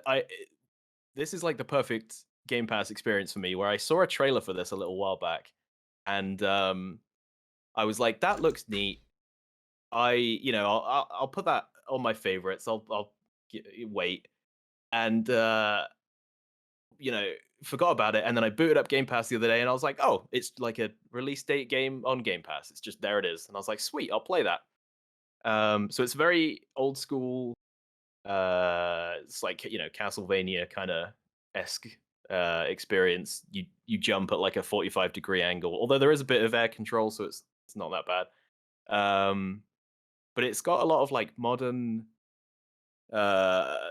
design-y kinds of stuff. It's like you have an XP. It's like Soulsy. You have XP. You have a currency. You level up and get more health and mana, get more gear, get spells. And it's all 2D, and there's dungeons and stuff. But it's and there's some like moral choices which I wasn't expecting. So the very first thing you do is like, go on. I was going to say, I'm going to jump in here very quickly. This was my game. Talk about this. Oh shit! Oh, I'm sorry, man. No, because now we can talk about it together. Okay, yeah. No, I don't like it anymore. I'm gonna go now. Yeah, you're not unique as. No, this is weird. You're not as unique as you thought. I'm off. Yeah. I finished this. So. You finished it? Oh wow! I've finished it. What? Yeah, How long is it? Because it's probably like it's like 6 hours long for the. Oh wow! The neutral ending. I thought I was in for like the long haul. No. Okay, cool. I mean, it was Storm Day. All goes back to Storm Day. Yeah. I was like, I want to play something new. I want to just play something, and I went on Game Pass, and there was like 4 or 5 things, and I thought I'd do every so often. I do it where I download a bunch of stuff and just throw it all at the wall, see what sticks. I play each thing for like half an hour, and Warhammer was on that. which I fell off of. I also played a few other things, but this was the one that stuck. I thought this game was great. So I'm glad to hear it. Yeah. How far are you? So I am midway through the second dungeon, I think. Yeah. So you've sussed the plot that there's like 5 main dungeons. Yeah. Yeah. I think the easiest way to describe it is it's Castlevania 2, and it's Zelda 2, the original NES games, basically modernized. To the point where, have you ever played or seen Castlevania 2? No, I've watched some speedruns of it, but I've never actually gone and played it. It's the same deal. It's like day and night cycle, go around a map to villages, go into like secret, obscure, dungeons and that. Yeah. I'm really enjoying it so far. I think the art style is really great as well. It's almost like comically gory. Yes, yeah, it's probably the best way to describe it. The first thing you do in this game is like the game is like, oh, you're back from the Crusades or whatever, but evil is in your village, and you like jump off a boat onto a pier, and there's a guy, and he like runs up, doesn't he? And he's like oh my god, yeah. He's like freaking out, and he's like, kill me, and you're like, the option is like kill him or spare him, right? So I'm like, all right, whatever, I'll kill him. That sounds funny, and you just like completely obliterate his face. It's like this cutscene, your guy just like bashes his face in. It's so like out of nowhere. I was like, oh, okay. You have a mace, like a big round mace, and the comical gore is basically his teeth just around this like it's so outrageous. Weird. It's so outrageous. It's so over the top. Yeah. It's got like you'll probably see more of it as you play, but it's got a lot of sprinklings of like the Evil Dead movies, where they get like a bit more comical in the like Army of Darkness and stuff. Yeah. There's a lot of stuff that reminds me of that. This game goes places as well, where you really wouldn't think cool. it would. Okay, I'm glad to hear that. I finished it, and I got like an ending that's like neutral good. I guess it's like the good ending, but it's not the final ending.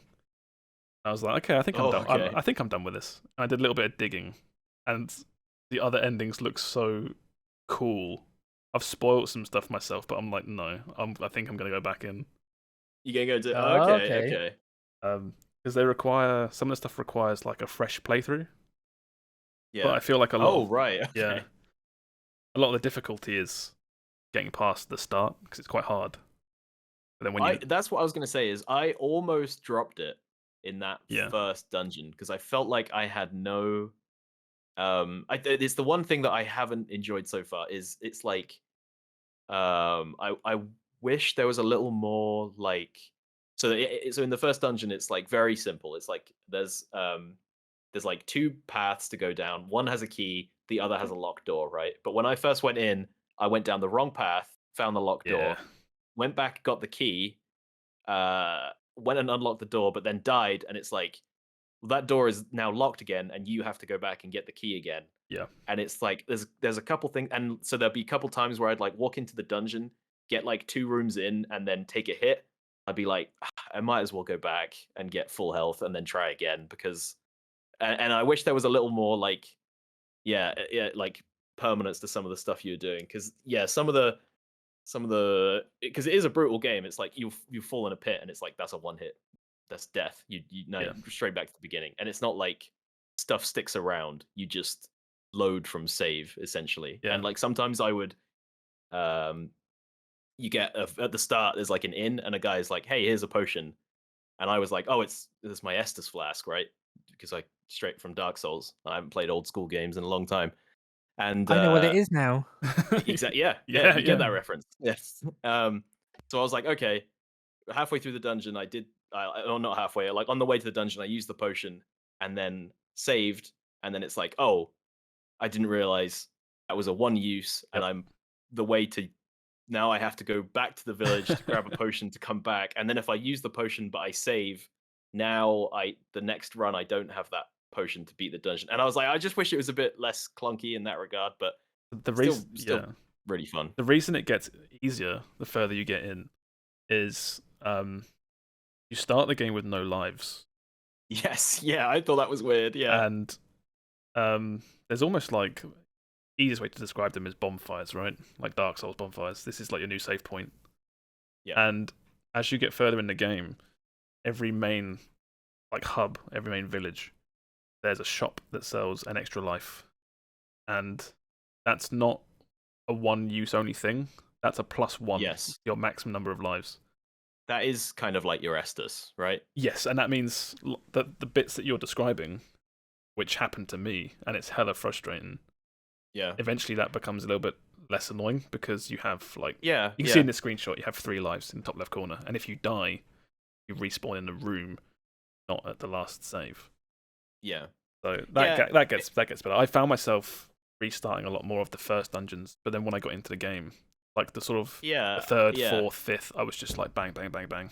Yeah, it was so weird. The start is so brutal, and then because you have like no resources, like you have 4 health pips, right? Yeah. And that's it. You have your potion if you remembered to save it, and then I got like a shield spell that didn't really seem to help in any meaningful way. And it's like that's it, and you have that to do the whole dungeon, like and a boss. Yeah. And most things will do at least 2 damage when they hit you. So it's like you get to fuck up twice in the whole dungeon. Yeah. Or you're back to the start.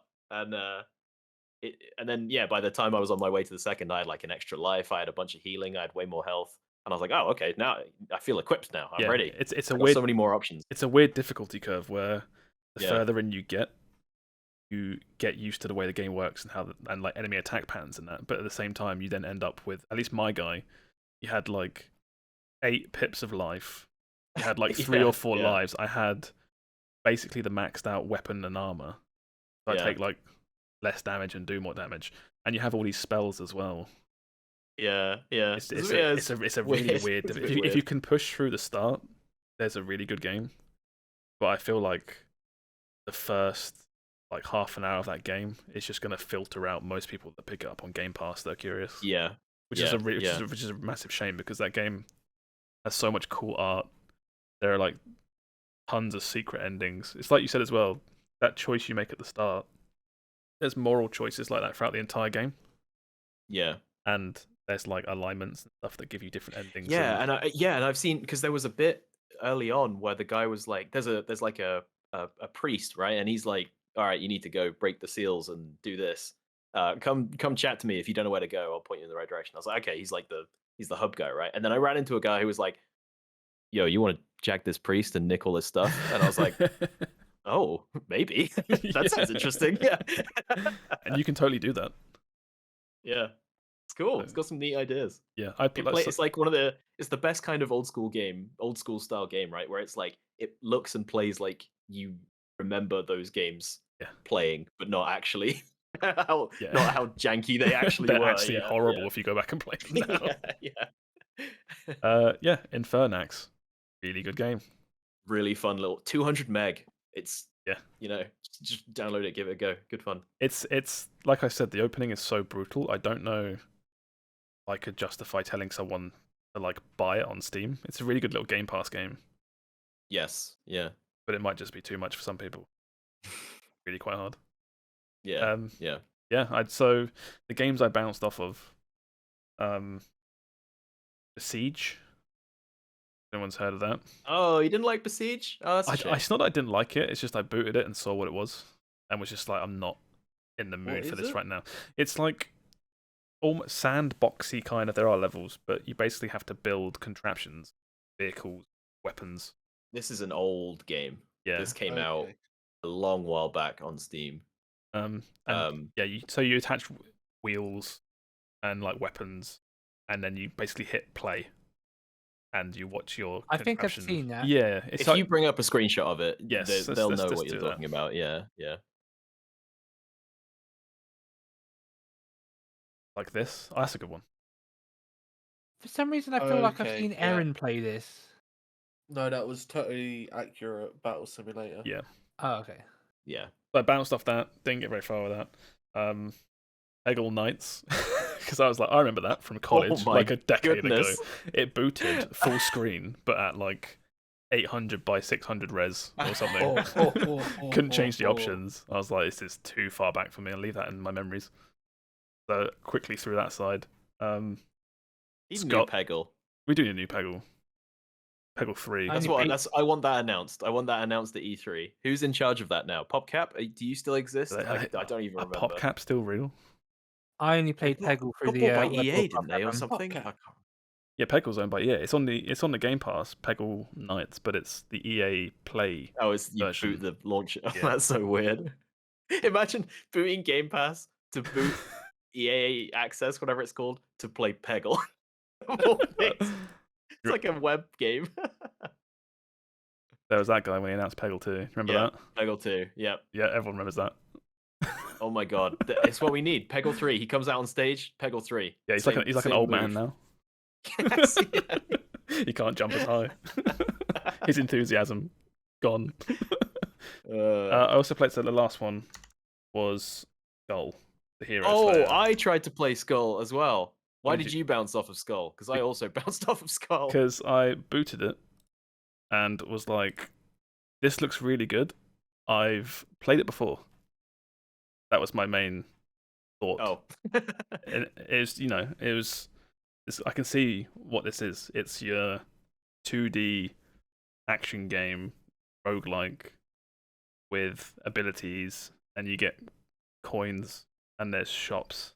And I was like, oh, but I've played Dead Cells to death. I've played Isaac to death. I don't need to play this, basically. Oh. Yeah, I had the same. I think I don't know if I had like a headache or something. I think I was feeling really uncharitable that day, but I booted that up and I was like, oh, this combat doesn't feel very good. And like the levels are all procedurally generated, but like not in an interesting way. It's like they're these little 2D arenas and I beat up a tree and I was like, I'm not feeling it. The main gimmick is quite cool. It's you throw your head off and you pick up a new skull and it basically transforms and you get like a different set, like almost character that you become. And I had a quite interesting one. I did one run basically, and I had like a rock star and an electric guitar. Yeah, and it did like cool stuff, and that was pretty good. But it's just like, that sounds way more interesting. I got you start as a little guy with a sword, and I got a guy who has a slightly bigger sword that felt worse to use, and I was like, nah, oh yeah, my guy. So the character I had, an electric guitar. By attacking it, would send out notes in front. I could throw out amplifiers that would just like pulse and do damage. And as I played the electric guitar, as long as I didn't stop, a bar would fill. And if it filled all the way up, the screen would go dark and a concert would start around me. What? That sounds great. Yeah, it sounds way better. Like I said, there was nothing wrong with it. I just felt like I didn't need to play it. Maybe I'll go back, check that out again. That's it. Oh, and I downloaded Superhot Find Control Delete, which is the expansion, but I haven't really played it yet. Superhot, really. Yeah. But that's me. Yeah, bounced off of all those games except for Infernax, which I highly recommend. But I'm very happy that. More, for sure. Yeah, keep going with Infernax. My one takeaway is people should play it because it's really, really cool. So that's everything that everyone's been playing, right? So should we jump into the tiny little bit of news that we've got this week? Yeah, go for it. I'm gonna get your. I've been away from like all kinds of news sources this week, so I'm going in fresh here. I haven't read anything. Well, there's nothing massive that really jumps out. I'm going to start with this one. I think it's going to be a good prediction. I'm going to jump straight to this. This is www.capcomgames.com/countdown, and it ends in 8 hours. Oh, so you want us to guess what you think it's going to be? Okay, Lady D DLC. I can't reach the website. It's Capcom-games.com. Oh, Oh, you didn't. Okay. I didn't think you'd actually search it. Right, I'm here. So it looks kind of Resident Evil-y. Yeah, I think it's going to be Resident Evil DLC. You think it's Resident Evil 8 DLC? Oh, that's the only thing that comes to mind with Capcom at the moment. It doesn't look like any other Capcom game to me. I'm not even sure what Capcom is. I do still kind of hope it's Resident Evil 4 related. I don't think it is, but I would love that. This would explain why I saw Street Fighter 6 Yes, people are talking about that as well. trending. Yeah. Well, I saw that and then it kind of disappeared. It was like a 1 day thing. Well, I think thought there was. so. Capcom Pro Tour is happening right now. I think the finals, Yeah. and this would make sense to tie in with that. Although I will say that Magic the Gathering recently announced a collaboration with Street Fighter. So to me, if they were to do something like that, would that not make more sense to do it after they've announced something Street Fighter-y? To be like, mean, oh, Street Fighter is on people's on minds right now. I Here think we've got this. Street Fighter 6 is a bigger announcement than Magic the Gathering tie-ins. No, but still, like, tie the Magic and Gathering announcement till after that, because then it'll be like, oh, it's on people's minds. Street Fighter's on people's minds, whereas Maybe. I'm not sure. It just seems like mistimed. If it is, if this is Street Fighter 6, I'll go crazy. I can love Street Fighter, even though Street Fighter 5 didn't click. If you right-click Inspect Element on the 008, there's a little footer that says Dead Rising 5. Oh, you're lying. You're 100% lying. It might be that they're like announcing a bunch of stuff, As he Like goes in chat. You don't know. I thought that was plausible. Dead Rising is more dead than the zombies that are in it. No, I don't think Dead Rising is dead. Didn't Dead Rising 4 suck? I don't think it'd be top of the list. I don't did think Google. they would do something like this for Dead Rising. Let me put it that way. It's not. I googled Sam. Dead Rising 5 was in development and got cancelled, and then Capcom Vancouver was shut down. So I don't. Wow. All I know is Dead Rising 4 got a Kroby Cat video, which just means it sucks. I'd put money on, if there's a Resident Evil 4 remake rumor swirling around, it being that or Street Fighter 6. Yeah. I think I'm struggling to think of Capcom games, man. The problem is this clock aesthetic it doesn't very modern. Yeah, it doesn't click with anything. Yeah, but it's like all of their games have aesthetics that are like so all over the place, right? I guess, like, yeah. What's the aesthetic of Resident Evil? It's whatever they want it to be. Same with like Street Fighter or whatever. This could be anything. I hope this is a new what's the name? Dead Planet? What's Planet? Ice Planet? Lost Planet. Lost Planet. Lost Planet 4? 3? No, that came out. That was Are you sure? Yes, it did. It came out. I can't remember who made it. Capcom did. No, but what was the studio? I don't remember. One of the studios. Spark Unlimited. Oh yeah, there you go. What the fuck is a Spark Unlimited? What is this logo? What? Made such monumental games as Legendary, Turning Point, Fall of Liberty, and Lost Planet 3. They made Yaiba, Ninja Gaiden Z. Do you know what's funny though? By the time that the podcast is out, we will know what is. Well, that's why I wanted that's a good. Yeah. That's why I wanted predictions. Okay, I'll say I don't know, Resident Evil DLC. Resident Evil DLC. Resident Evil 8 DLC. Okay, yeah. Steve, go. Resident Evil DLC. They've we already know it's coming, so it's like, oh, that's something that they could just like. No, this is too big for that. Resident Evil 4 remake. Resident Evil 4 remake. Okay, Sam.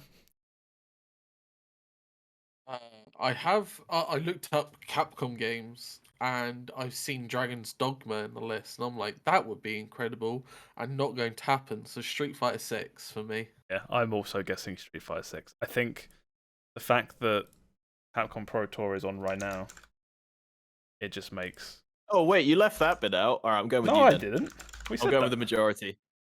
Capcom Pro Tour schedule. I wasn't listening. I was looking up Dead Rising to make the Dead Rising joke. New Ace Attorney. Oh please, don't even tease me. All right, I'll shoot for the moon. I'll shoot for the moon and say Lost Planet 4. Yeah, the world finals of Capcom Pro Tour are today apparently. Which, if this is like Japan time, that probably works out. It's Street Fighter. It's got to be Street Fighter. I'm trying to think of an aesthetic that matches this, and Capcom games are very stylized, right? Right, it's like think of your you average could do Capcom one. character, and then lights go up and they walk up to the camera behind this countdown, and I would be like, "Yep, It could be it could be Leon S. Kennedy, or it could be Ryu. Or Who knows? Street Fighter V was announced in like a weird esports trailer. If anybody remembers that, it was a Sony press conference. I think in like 2018. Did I watch that with you, Josh? Maybe we might have. We might have. Yeah. But it was a trailer basically full of, like people playing in arcades, and the esports players being like, "We love the game, fighting games are my life," and it had like it was like a 1.5 minute long trailer with like 10 seconds of Street Fighter 5 footage. But basically, what I'm trying to say is like you could turn this into some weird esports trailer, right? Yeah. And be like, yeah, Street Fighter 6. If it's Resident not Street Evil Fighter 6, mobile. I would bet on 4 remake, but I think it's Street Fighter 6. At least if it's Street Fighter 6, Makoto has to be in, right? I don't think you do a countdown to get people hyped to announce DLC for. Wait, no, I changed Resident my answer. I think it's going to be Capcom NFTs. This is the correct answer. Yeah. That good. Steve getting us our one required NFT reference in per episode. That's Steve it. keeping us humble. Yeah. That's it. Now I'll allow that, and then you only say the word 3 more times, and that's it. You're out. Right, next news. If you look in the mirror and say NFT 3 times, I've had a monkey appears in your room. You get minted on the blockchain. You enter the blockchain. Is this a Goosebumps story now? Jesus. You know the old textbooks from like the 90s of the kids surfing the internet on like the surfboard? You become that. You become that, basically. Whoa, that sounds awesome. Wait. Cyberpunk. Yeah, but then you get owned by someone. So. Shut up about NFTs. Cyberpunk's getting an update. What's had an update? Has anyone here played Cyberpunk? No. Yes, I have. Have you? Oh, okay. Do you mean ever? What did you buy it? Did you play it? I still own the game, yeah. This guy bought Cyberpunk. I did. Yeah, sucker. Yeah, that's how it feels. Oh, now I feel bad. Yeah, I feel terrible now. Are you excited about this patch then? Absolutely. No, I dropped this game. I just went. I took a gamble on Cyberpunk being everything it was said it was going to be. I lost that gamble. See, that's just sometimes out of dice rolls. Yeah, I've heard some stuff about what's in this thing, in this update, and I'm like, oh, that actually does sound really good. But I'm also like, it's the same as Stardew Valley of like, oh, I'll play it when the final update's out. Okay, so I'm getting updates. So I'm like, I'll play Cyberpunk when the final update's out. I'm going to sum this up really quickly. Yeah. Just to get us up to. I got one to go. Yeah, I'll get us up to speed. So basically, the reason I bring this one up in particular is this was the next gen update. So if you remember, the game came out on PC, PS4, and Xbox One, and the console versions were awful. They were so bad, and they were so bad to the point where they pushed back the next gen versions, and I didn't know that. Yeah, so the game, you could play the game on PS5 and Xbox Series X, but it was the old version. It was the old versions that ran at a higher frame rate. So this is finally the versions with like ray tracing and closer to the PC graphically. I've been keeping an eye on it somewhat because, like you were saying, I'm waiting for a point where it seems decent enough to finally jump in. Yeah. From what I've heard, this patch is, it's the game now for next gen consoles. It still doesn't really fix a whole bunch of problems. I've seen it's anecdotal, but I've read comments people saying like they booted it and it's buggier than before. Or like someone was excited to play it, some guy on Reddit, and he said he got like 4 minutes in and the sound just stopped for his guns.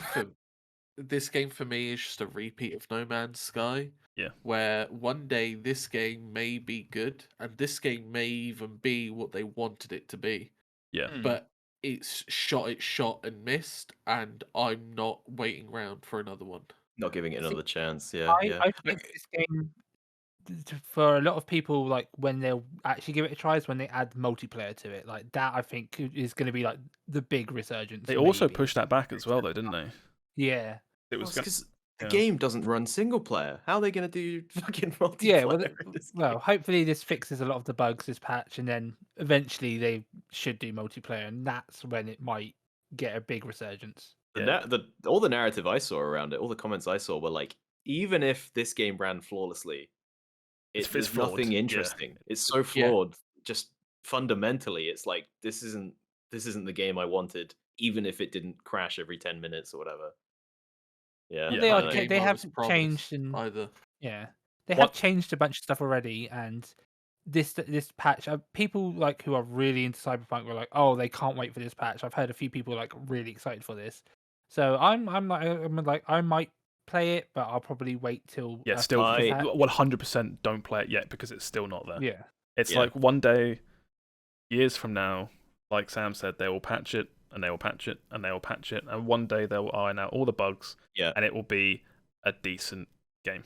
I'll be strolling past the Steam marketplace in the metaverse, and I'll see Cyberpunk in a digital bargain bin, and I'll be like, oh yeah, I'll give that a go. Now's the time. No, you won't. It's patch 1.5 now. It'll be 4 or 5 patches in. It's finally fixed, and you will play it on Game Pass because it will be on Game Pass. Oh yes, good shout. Yeah, you're right. Yeah. I love Game Pass.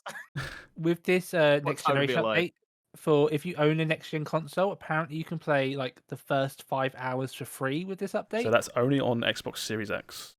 Oh, I thought it was also on PlayStation. I might be wrong then. I thought it was just Xbox, but yeah. Well, just check it out if you're about, I saw a great in the run up to this. I haven't been following Cyberpunk at all, but I did see a great clip of they were in the dev stream explaining how they had fixed. I think he was doing a segment. Yeah, you know what I'm talking about, right, Steve? They were doing a segment on like the new traffic AI that was like, oh, you see the man overtakes when he sees the guy stopped because you've done something. And then the guy turns, like, looks at the on-ramp to the highway, and a car just implodes just out of nowhere. A car just blows up. The wreckage just catapults itself over the side of the motorway. And the guy just, without a word from anyone, this is like a 6-person stream, without a word from anyone, the guy just slowly pans the camera back to looking at the motorway. No one said anything. It was really funny. That's hilarious. So yeah, the reason it'll be on Game Pass as well is because Microsoft will buy company. What is it? Oh yeah, big shout! I've already forgot who we all predicted was going to get bought next. I said Sony would buy them. Did you say CD Projekt Red? I said Sony would buy them, so I guess it won't be on Game Pass. It'll be on PlayStation Game Pass. Any updates on the Call of Duties on PS4? That's that. Moving on from that, you've got this. I know that doesn't read very well for people listening and not watching. Josh, for the audio only listeners, what is this? This is great. Are you looking at this? This is sick. This might be the best picture I've ever seen. Yeah. Bioshock film adaptation to Netflix. Not much to really say on this. I just think it'll either be really good or really bad. Yeah, they could do this justice, or they could fuck this up. I think either way it'll be great, right? Because I would watch a really jank Bioshock film with like really shit CG. I will say on the topic of Netflix and video game adaptations, I've watched the first couple episodes of the Cuphead show on Netflix. Is that now? Yeah, it's out. It's like 15 minutes episode, so it's like you can just like bang one out quickly, every now and then, and it's very charming. Very a weird way to word that. Sorry. Are we just gonna let that go by? I was giggling in the background. I'm giggling in the background. 15 minutes, you can bang one out. And you call me perverted when... Why did you say it like that? I'm not sure. Shut up. I can't look. The cups just look so sexy. I can't help. They're filled with milk inside. You just gotta bang them out quick when you see the cups. Oh my god! It's very well done. It's definitely, I think, safe for children to watch, but it's not. You sound unsure. No, because I'm trying to think, like, are there any like adult jokes in it? But I don't think there are adult jokes in it. And the bit when Cuphead pulls his dick out is unbelievable. I couldn't. But it's very well done. Very like, I'd say give it a try, especially if you like that sort of like animation cartoony style. The voices are like pretty good. They're like New York, like pissed off New Yorkers almost. That's funny. It's like it's kind of like full circle, isn't it? Where it's like they showed Cuphead in that trailer, and you're like, oh, that looks like a TV show, and then now it is. Great, good stuff.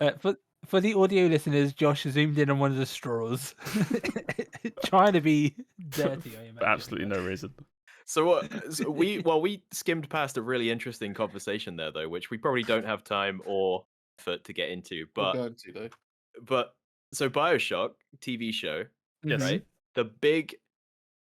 What I remember about Bioshock, and I think why it stuck with me and a lot of people, is the whole notion of like who is in control in a video game, right? Yeah. And it isn't it sort of missing the point if it becomes a TV show? Isn't that? Yeah, I don't. Do we just talk? Can you spoil a game that's like?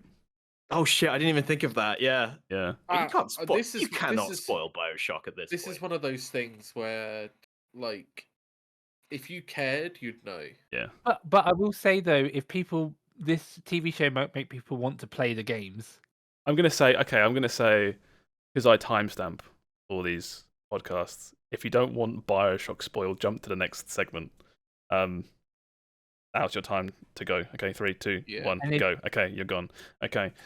What you're saying about how the game is set up as like you're doing what you want, you're in control, but are you really in control?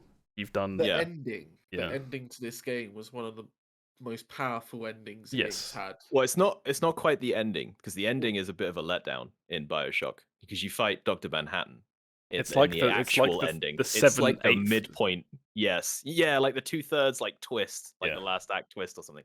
Is one of the most. I always imagine it as the ending because it's like that's when you're entering the end game. You're not wrong. You're not wrong. But yeah, it's like you say. It's like, can you capture that? Is it just going to rely on the sort of setting and the style and tell? Because I could see an interesting story about like the downfall of what's the city called? I've forgotten. Rapture. It's been so long. Rapture. Thank you. Good lord. As iconic as we said it all was. I can't remember anything about it now. But yeah, I would see a really interesting series about the downfall of Rapture. Oh, okay, so the thing is there's not much to go off, but what they've posted is that it's a movie about Bioshock. There's this image and the tweet that they put out, sort of talking about it and announcing it. It said something. Would you kindly? They're gonna straight up just copy the story. Here's my biggest issue with what I think they couldn't fix would be that there's not a lot of people for him to talk to, right? The main character, there's not going to be a lot for him to interact with. Yeah, that's true. There's not a lot of people about, or the people that are about, the enemies are they're all enemies. Psychopaths. Psychopaths. So how do you get all of that exposition? I didn't think about that. Yeah, the entire game is just going around killing splicers and listening to radios. It's all talking heads, isn't it? Yeah. Maybe you either do flashbacks or you do like ways like you're in a room and it kind of fades to a different time period. What are the numbers, Mason? Sorry. It'll be interesting. Yeah, that's good. I didn't think of that. If you did what Will said, which was about the fall of Rapture, suddenly you've got a city full living people. Shit's going on. That's what I would be interested in exploring more. Is this what the ideal Rapture was and how it ended up in the place it is when you enter in Bioshock 1. I could see them doing that in a TV series. I can't see them doing that in a movie. Oh, this is a movie. It is a movie. Oh, I'm sorry. I completely. You said Netflix, and I just TV series. I just assumed it is a live action film adaptation of Bioshock. Oh, that's disappointing. Because I guess that would do the game story better. Because I don't think you could do the game story in a TV series. Yeah. But even more now, I think. How do you capture the essence? This is why I said, it could just be jank. and just because we don't have to talk about this at all, but that Uncharted movie just came out and is scoring extremely poorly. It's getting absolutely raked across the who coals, would have thought? and it's like well, yeah, that's the most what's the word? Miscast? Is that the word? I just think it's funny that like the biggest criticism you can level at Uncharted games is like, well, you're just playing a movie, right? That's the big yeah. And it's like now you don't have to play it. You can just go watch the movie, and it's like what is that film? It's just Indiana Jones again, you know. Tom Holland as Nathan Drake is so bizarre to me. Yeah. And what's the guy? Like it's just Tom too Holland, young Marky of a Mark. character. What's the right? point? Yeah. Is the issue. It's nothing wrong with Tom Holland. It's just he's too young to play a character that's supposed to be a lot older. Yes. Yeah. Especially where like he's also like I think of Tom Holland, I think of Spider-Man, where he plays like a younger character, and now all of a sudden he's meant to be Nathan Drake. He just doesn't. He's such a little baby-faced lad, isn't he? It's so badly cast. Yeah. So bizarre. I like Tom Holland. I think he's a good actor. He's a good Spider-Man. He's a great Spider-Man. He's not Nathan Drake. Yes. That's the thing. If it was a young Nathan Drake film, again, he probably could be perfect for Where's it. Sully's mustache? He's playing what? How old is he? Like 20 odd, and he's playing a mid-30s man. Yeah. What's funny is they actually CGI'd out his mustache. Marky Mark had a mustache for a different role, and they CGI'd it out. That's like the reverse Superman problem. Yeah. I mean, look. But no, there's the same Superman problem. Oh yeah, you're right. Yeah, it's exactly the same. yeah. Mm-hmm. They look nothing like Sully. He has a mustache. Did they not give him a mustache? I just think you could. I don't know. I feel like those.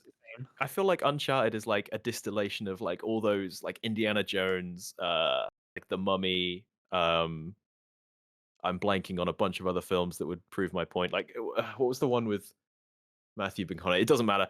And like those two, yeah, it's like you said, those two are just so not what you would think of when you think of like those old like globe hopping action movies. It's you can't just solve all problems with Chris Pratt, Josh. I can try. Yeah. I will one day. I'll watch the Uncharted movie just to see how bad it is. Not because I'm excited to see an Uncharted movie. When it's on when it comes Pass. to Netflix, Netflix is the Game Pass of movies. I think that's basically it for news this week. The only other. Oh wait, no, there's a big one. The Nintendo one? Yeah. Okay, so the last Nintendo one is about how in March 2023. So next year. Yeah, basically a year today. You will not be able to make purchases on the Wii and 3DS. Which is first you might be like, oh, that's not too bad, but that means that a lot of titles exclusive to those consoles will just be gone forever. I can't remember where I saw it, but it's that number is in the thousands. Yeah. Is it a lot of shovelware though? Yes. Are there any? Some of it is shovelware, but there are games that are like because those consoles have like unique features of like the 3DS with the touch screen and the dual screens and the Wii U with the the touchpad. You are losing stuff, which is always a shame. Yeah. It's one of those things where this is the most up-to-date set of hardware and consoles, where at some point, very soon after this, probably I assume, you're going to lose the games. They will just be gone. They'll be unplayable. That is, I know the Wii U is getting on a bit, and it wasn't ever a big hit anyway. But that does feel still fairly recent, right? Yeah. And 3DS is still like a good console, to be honest. Like there's thousands of good games on that. Yeah, I think it looks like companies are making more of a deal at the moment to try and future-proof some of their shops.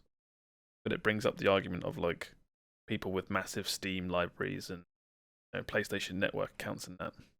What happens eventually when they go bust? Well, not bust, but they shut down.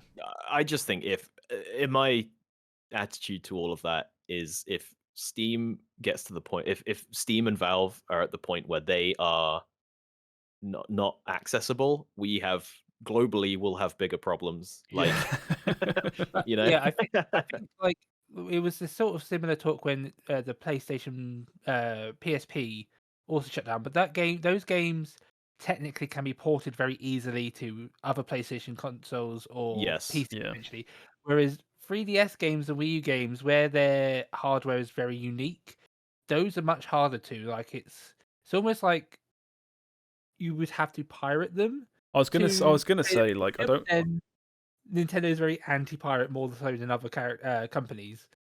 So I never want to like advocate piracy, but seeing a message like this in my head just makes me want to scream. Like, if you've got a 3DS or a Wii U, just hack that shit as soon as possible. I think there's a real case for like ethical piracy. Ethical right? piracy for the sake of preservation. If someone throws something away and being like, "Well, we're washing our hands of this," it's like, you know, if you still like that thing, yeah. Yeah. If Nintendo themselves won't back up their eShop and their games, someone else will online. Yeah, someone should. Yeah, definitely. But that's the quote unquote unethical thing to do. So it's like hack a console. And, well, yeah. But then it's not. It's not black and white, is it? But it's not. Yeah. So does this mean you can't? Is this just purchases? Can you still? I think download the things that you own. For now, it's purchases. But then, okay, you know, it's the next step is the servers. The next step is shut off. Yeah. Okay. Well, here's something to think of as well. As the Wii U was supposed to be that was their competitor with the PS4, right? Yeah, that was the same generation. Genre, yeah, same generation. Yet the PS4 and the Xbox One, those servers aren't, and that stuff isn't going to be touched for ages. Yeah, yet. But we like those consoles, Sam. And also, that's I think what I mean. When you put it in when you put it in a like the vacuum it's supposed to be in, almost. But I think with PS4 for sure, like they are making more PS4s because no one can get hold of PS5. So I think they still want to really support the PS4. Yeah, Microsoft got its the Wii U kind of like was like they're like, oh, that's the ugly child. Let's like put that one up for adoption. Yeah, everyone's saying as if like, well, that's the PS4 or that's the Xbox. That's not gonna like you forget how the Wii U was the successor to the Wii, which was literally the most successful console of its time. Yeah. It only takes one generation for shit to go. It's up really quick. Oh, I mean, look at Microsoft. yeah. They're still paying for that. So yeah, it's like you say, it's the step. That's a real shame. I always, I feel like I'm not the kind of person that is really into, they'll say like, oh, we're shutting down the Dark Souls servers or whatever, and I'm like, that's a shame. That game is great and everyone should play it, but I can't. I'm not. It's not like I'm going back for it. But I think you're right. I think there is a case. This is like just the latest case in like, wow, that already? That's weird. That doesn't feel right. Yeah, and that's why it's somewhat big news. People were, they're like, okay, there's tons of really good exclusive 3DS eShop stuff. What's the big? Because I can't think of any. What's the big one that people are saying is going away? What should I be sad about? I think for especially where I like follow a lot of Pokemon news, Pokemon Bank, that means that's going away. It means you won't be able to like it was going free, luckily, because at the moment you had to like pay like a yearly subscription for it. But it's going free, but that means that with that going away, you will be unable to transfer your Pokemon from your older generation games up to the Switch. So if you need to do that, oh my god! So it's like a sinking ship. You need to get your fucking Pikachu off your Pokemon Yellow. I like that. I like the idea of we're killing Pokemon Bank. Oh, I guess you can have it for free then. I guess. Yeah. There's Ace Attorney, Phoenix Wright game, Dual Destinies is 3DS eShop. Yep. You can't get a physical box of that in the EU. I think there might be Japanese box copies. And pretty sure. Do I own this one? I think I also own the next one. We'll get in now, Sam. Just in case. Fire Emblem, the Fates, I think, where it was like 3 different games. 2 of those games you could get the physical cart for, and if you got the collector's edition, you can get them free on one cart. Right, yeah. But one of them was exclusively download like any Oh shit! Yeah, I didn't think of that. DLC for Yeah. all these games as well. You won't be able to get. I think the download one in the middle was like the true route as well. Yeah, that was the true Yeah, route. it was. Yeah. Want to complete the game? Fuck off. So yeah, it's just like this is why I'm like I wish Nintendo would do better or like job of future proofing their games either on their own consoles or on PC. The problem is, please. Box the problem boy. is, if they're big enough, they'll come back. They'll just Yeah. Nintendo will just make you buy them again. True. The other thing is though, it's been a while. Like, don't discredit how long. It's been 10 years now since the Wii U come out. Yeah. Like, I get it's bad, it's sad, but you got to move on. People will gladly have to buy these move on. games. People will money. buy these games again if you give them. The reason it's annoying is Nintendo will abandon as opposed to find a way to preserve. Yeah, you'd hope at this point you could just sign into your Nintendo account in air quotes, and it would say like, "Oh, you had all these on 3DS." Like, you can't play them right now. Maybe we haven't done the work to port them to Switch, but at least we know that you own them, so that if it ever does happen, you will have access to it. But that just doesn't. Just doesn't Or at least exist. like give you a discount for owning it. You know. No, you bought it. What? Yeah, you bought it. Well, I don't know. Like, porting it is a job in itself, isn't it? Maybe it's. Yeah, I don't know. The one thing that Microsoft does that I really love, which is you buy one copy of the game, and it's like, okay, yeah, you can just play it. Yeah, where do you want to play this? PC, Xbox One. PlayStation does that as well, right? They charge you for it. They charge you for the privilege of getting a next gen version. PlayStation's by company. It's not on Microsoft. They said like top down, wherever you buy this, you'll own. Oh, okay. I was gonna say because there's some games where it's like you get the free updates. Studio. Because I know, some places do free updates. I know, like, but then there's the big. There was like, was it Control? Was like, no, we're gonna charge you for this next gen, even if you own the previous one. It's the reason it's almost like an infrastructure thing. PlayStation on PS5, it treats PS4 games, or PS4 versions of the same game as a different like app and a separate download. Whereas I think Microsoft just have your account, and it's like, okay, you own Gears of War 5.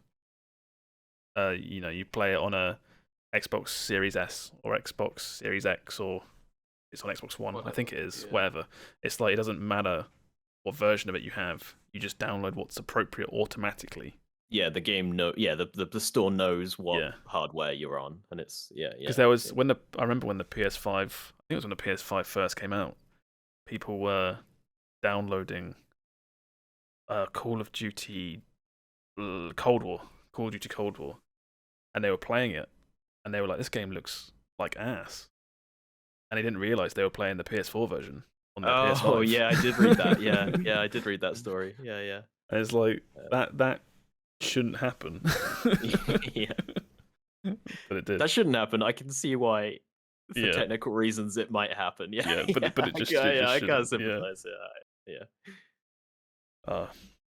That's all the news for the week. That's other than like upcoming releases. Yeah. Thank God we talked about Warhammer 3 for 40 minutes. I could talk about more Warhammer 3 stories. I got a couple. No, I can't, and I can't cut you off mid-sentence. People get confused when the podcast ends. I thought that was a really funny joke, but no one understood. Really quickly. What are you all playing next week? Besides Elden Ring. Not Elden Ring. I'm playing the Guild Wars 2 expansion that's coming out on the 28th. Oh, sick. Oh, the Turtle expansion. The Turtle Is that game still going? A turtle's made it to the water. Actually, no, that might be the week after, actually. But it's close, and I'll be playing Guild Wars 2 to get ready for the expansion at least. So. I don't know. I'm not going to play Elden Ring right off the bat. I got some hunt business. I was going to say, so I think for the sake of like people playing it themselves, because everyone's going to be playing it, and we're all going to be at different stages of the game early on. I think maybe save like an Elden Ring discussion for the week after. Here you go. I Unless won't there's be any big playing news. it full stop, so it doesn't affect me. Oh, okay. See, I'm actually going to be playing it like a month or two later. I'm like, when is it out? What day? 25th. 25th? 25th. Yes. Oh my god, it's less than a week. That It's feels unreal. it's so what close. the hell? 5 days. Thank Oh, you, the George big R. R. five Martin. days. Finally got. Thanks for putting off Game of Thrones Yeah. book 9 or whatever for another year or so to do Elden Ring. Yeah. So yeah, I'll be Yeah, playing. no, I don't know. I don't know what I'm playing. I got nothing. I'll be Horizon next week. I have a lot to talk about that. I hope you can stretch Horizon out to 2 hours. I'll do my I best. might. We'll see. We'll see how Horizon. I'm going to do more research and stuff. But I'll be playing Total War into Atelier. There's a trailer for Horizon. I'm pretty sure that focuses entirely on PS4 footage. Okay. You should look for that. Because That'll- I think I'm gonna cave. I'm gonna cave. I know I'm gonna cave. I'm gonna cave. All right, let's wrap this up then. Thank you for listening, everybody. Hope you've all had a very nice time. Again, sorry for like springing a random name change on everyone. But yeah, we're now the Game FourCast. So I feel like we need like a catchphrase to go with that. Bazinga. Oh, what? Anyone want to plug their things quickly before we go? I'm Sam. Yeah, Sam is still Sam. Week on week, that doesn't change. Hey. Where can we find you, Will? Shut up, Steve. You can. You can find me at Olive_Meister or Olive Meister with 2 R's. Just put some kind of variation of Olive Meister into Google. You probably end up. Actually, let me check that. You find some weirdos if you just type in Olive Meister sometimes. Do you? Yeah.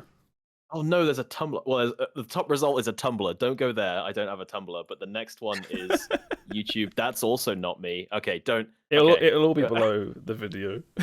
So yeah. Links in the description. Go on, Steve. And hey, I'm Quikwix without the C, and I'll be streaming Dark Souls because I've had a lot of fun with that and then I'll be streaming a lot next week as well. So come check me out on Twitch. Oh yeah, so for anyone that's into Hunt, it's Hunt drops Showdown next, right? Yes. 23rd for 5-6 days. So I get some free skins. I'm gonna be streaming a lot of Hunt. I'm gonna do some long streams. Or competitive. Both of you are gonna be competing, I assume. Oh no, I'm taking morning and late evening, afternoon. Oh, he's already conceded. Shame. Yeah, I'm not a big fish in this. I'm like, I'll take the scraps of I'll take those juicy raids. I'm BottlerWorks on everything relevant. So follow me on Twitter, follow me on Twitch, even though I don't stream, whatever. All that good stuff. It's also enticing, isn't it? You can't find me. You can't find Josh. Sam doesn't exist. You can find me. I I'm the same name on everything. Hey, I'm good with my socials. Follow me. Bye, everybody. The rest of these. Bye. See ya. Miss you already.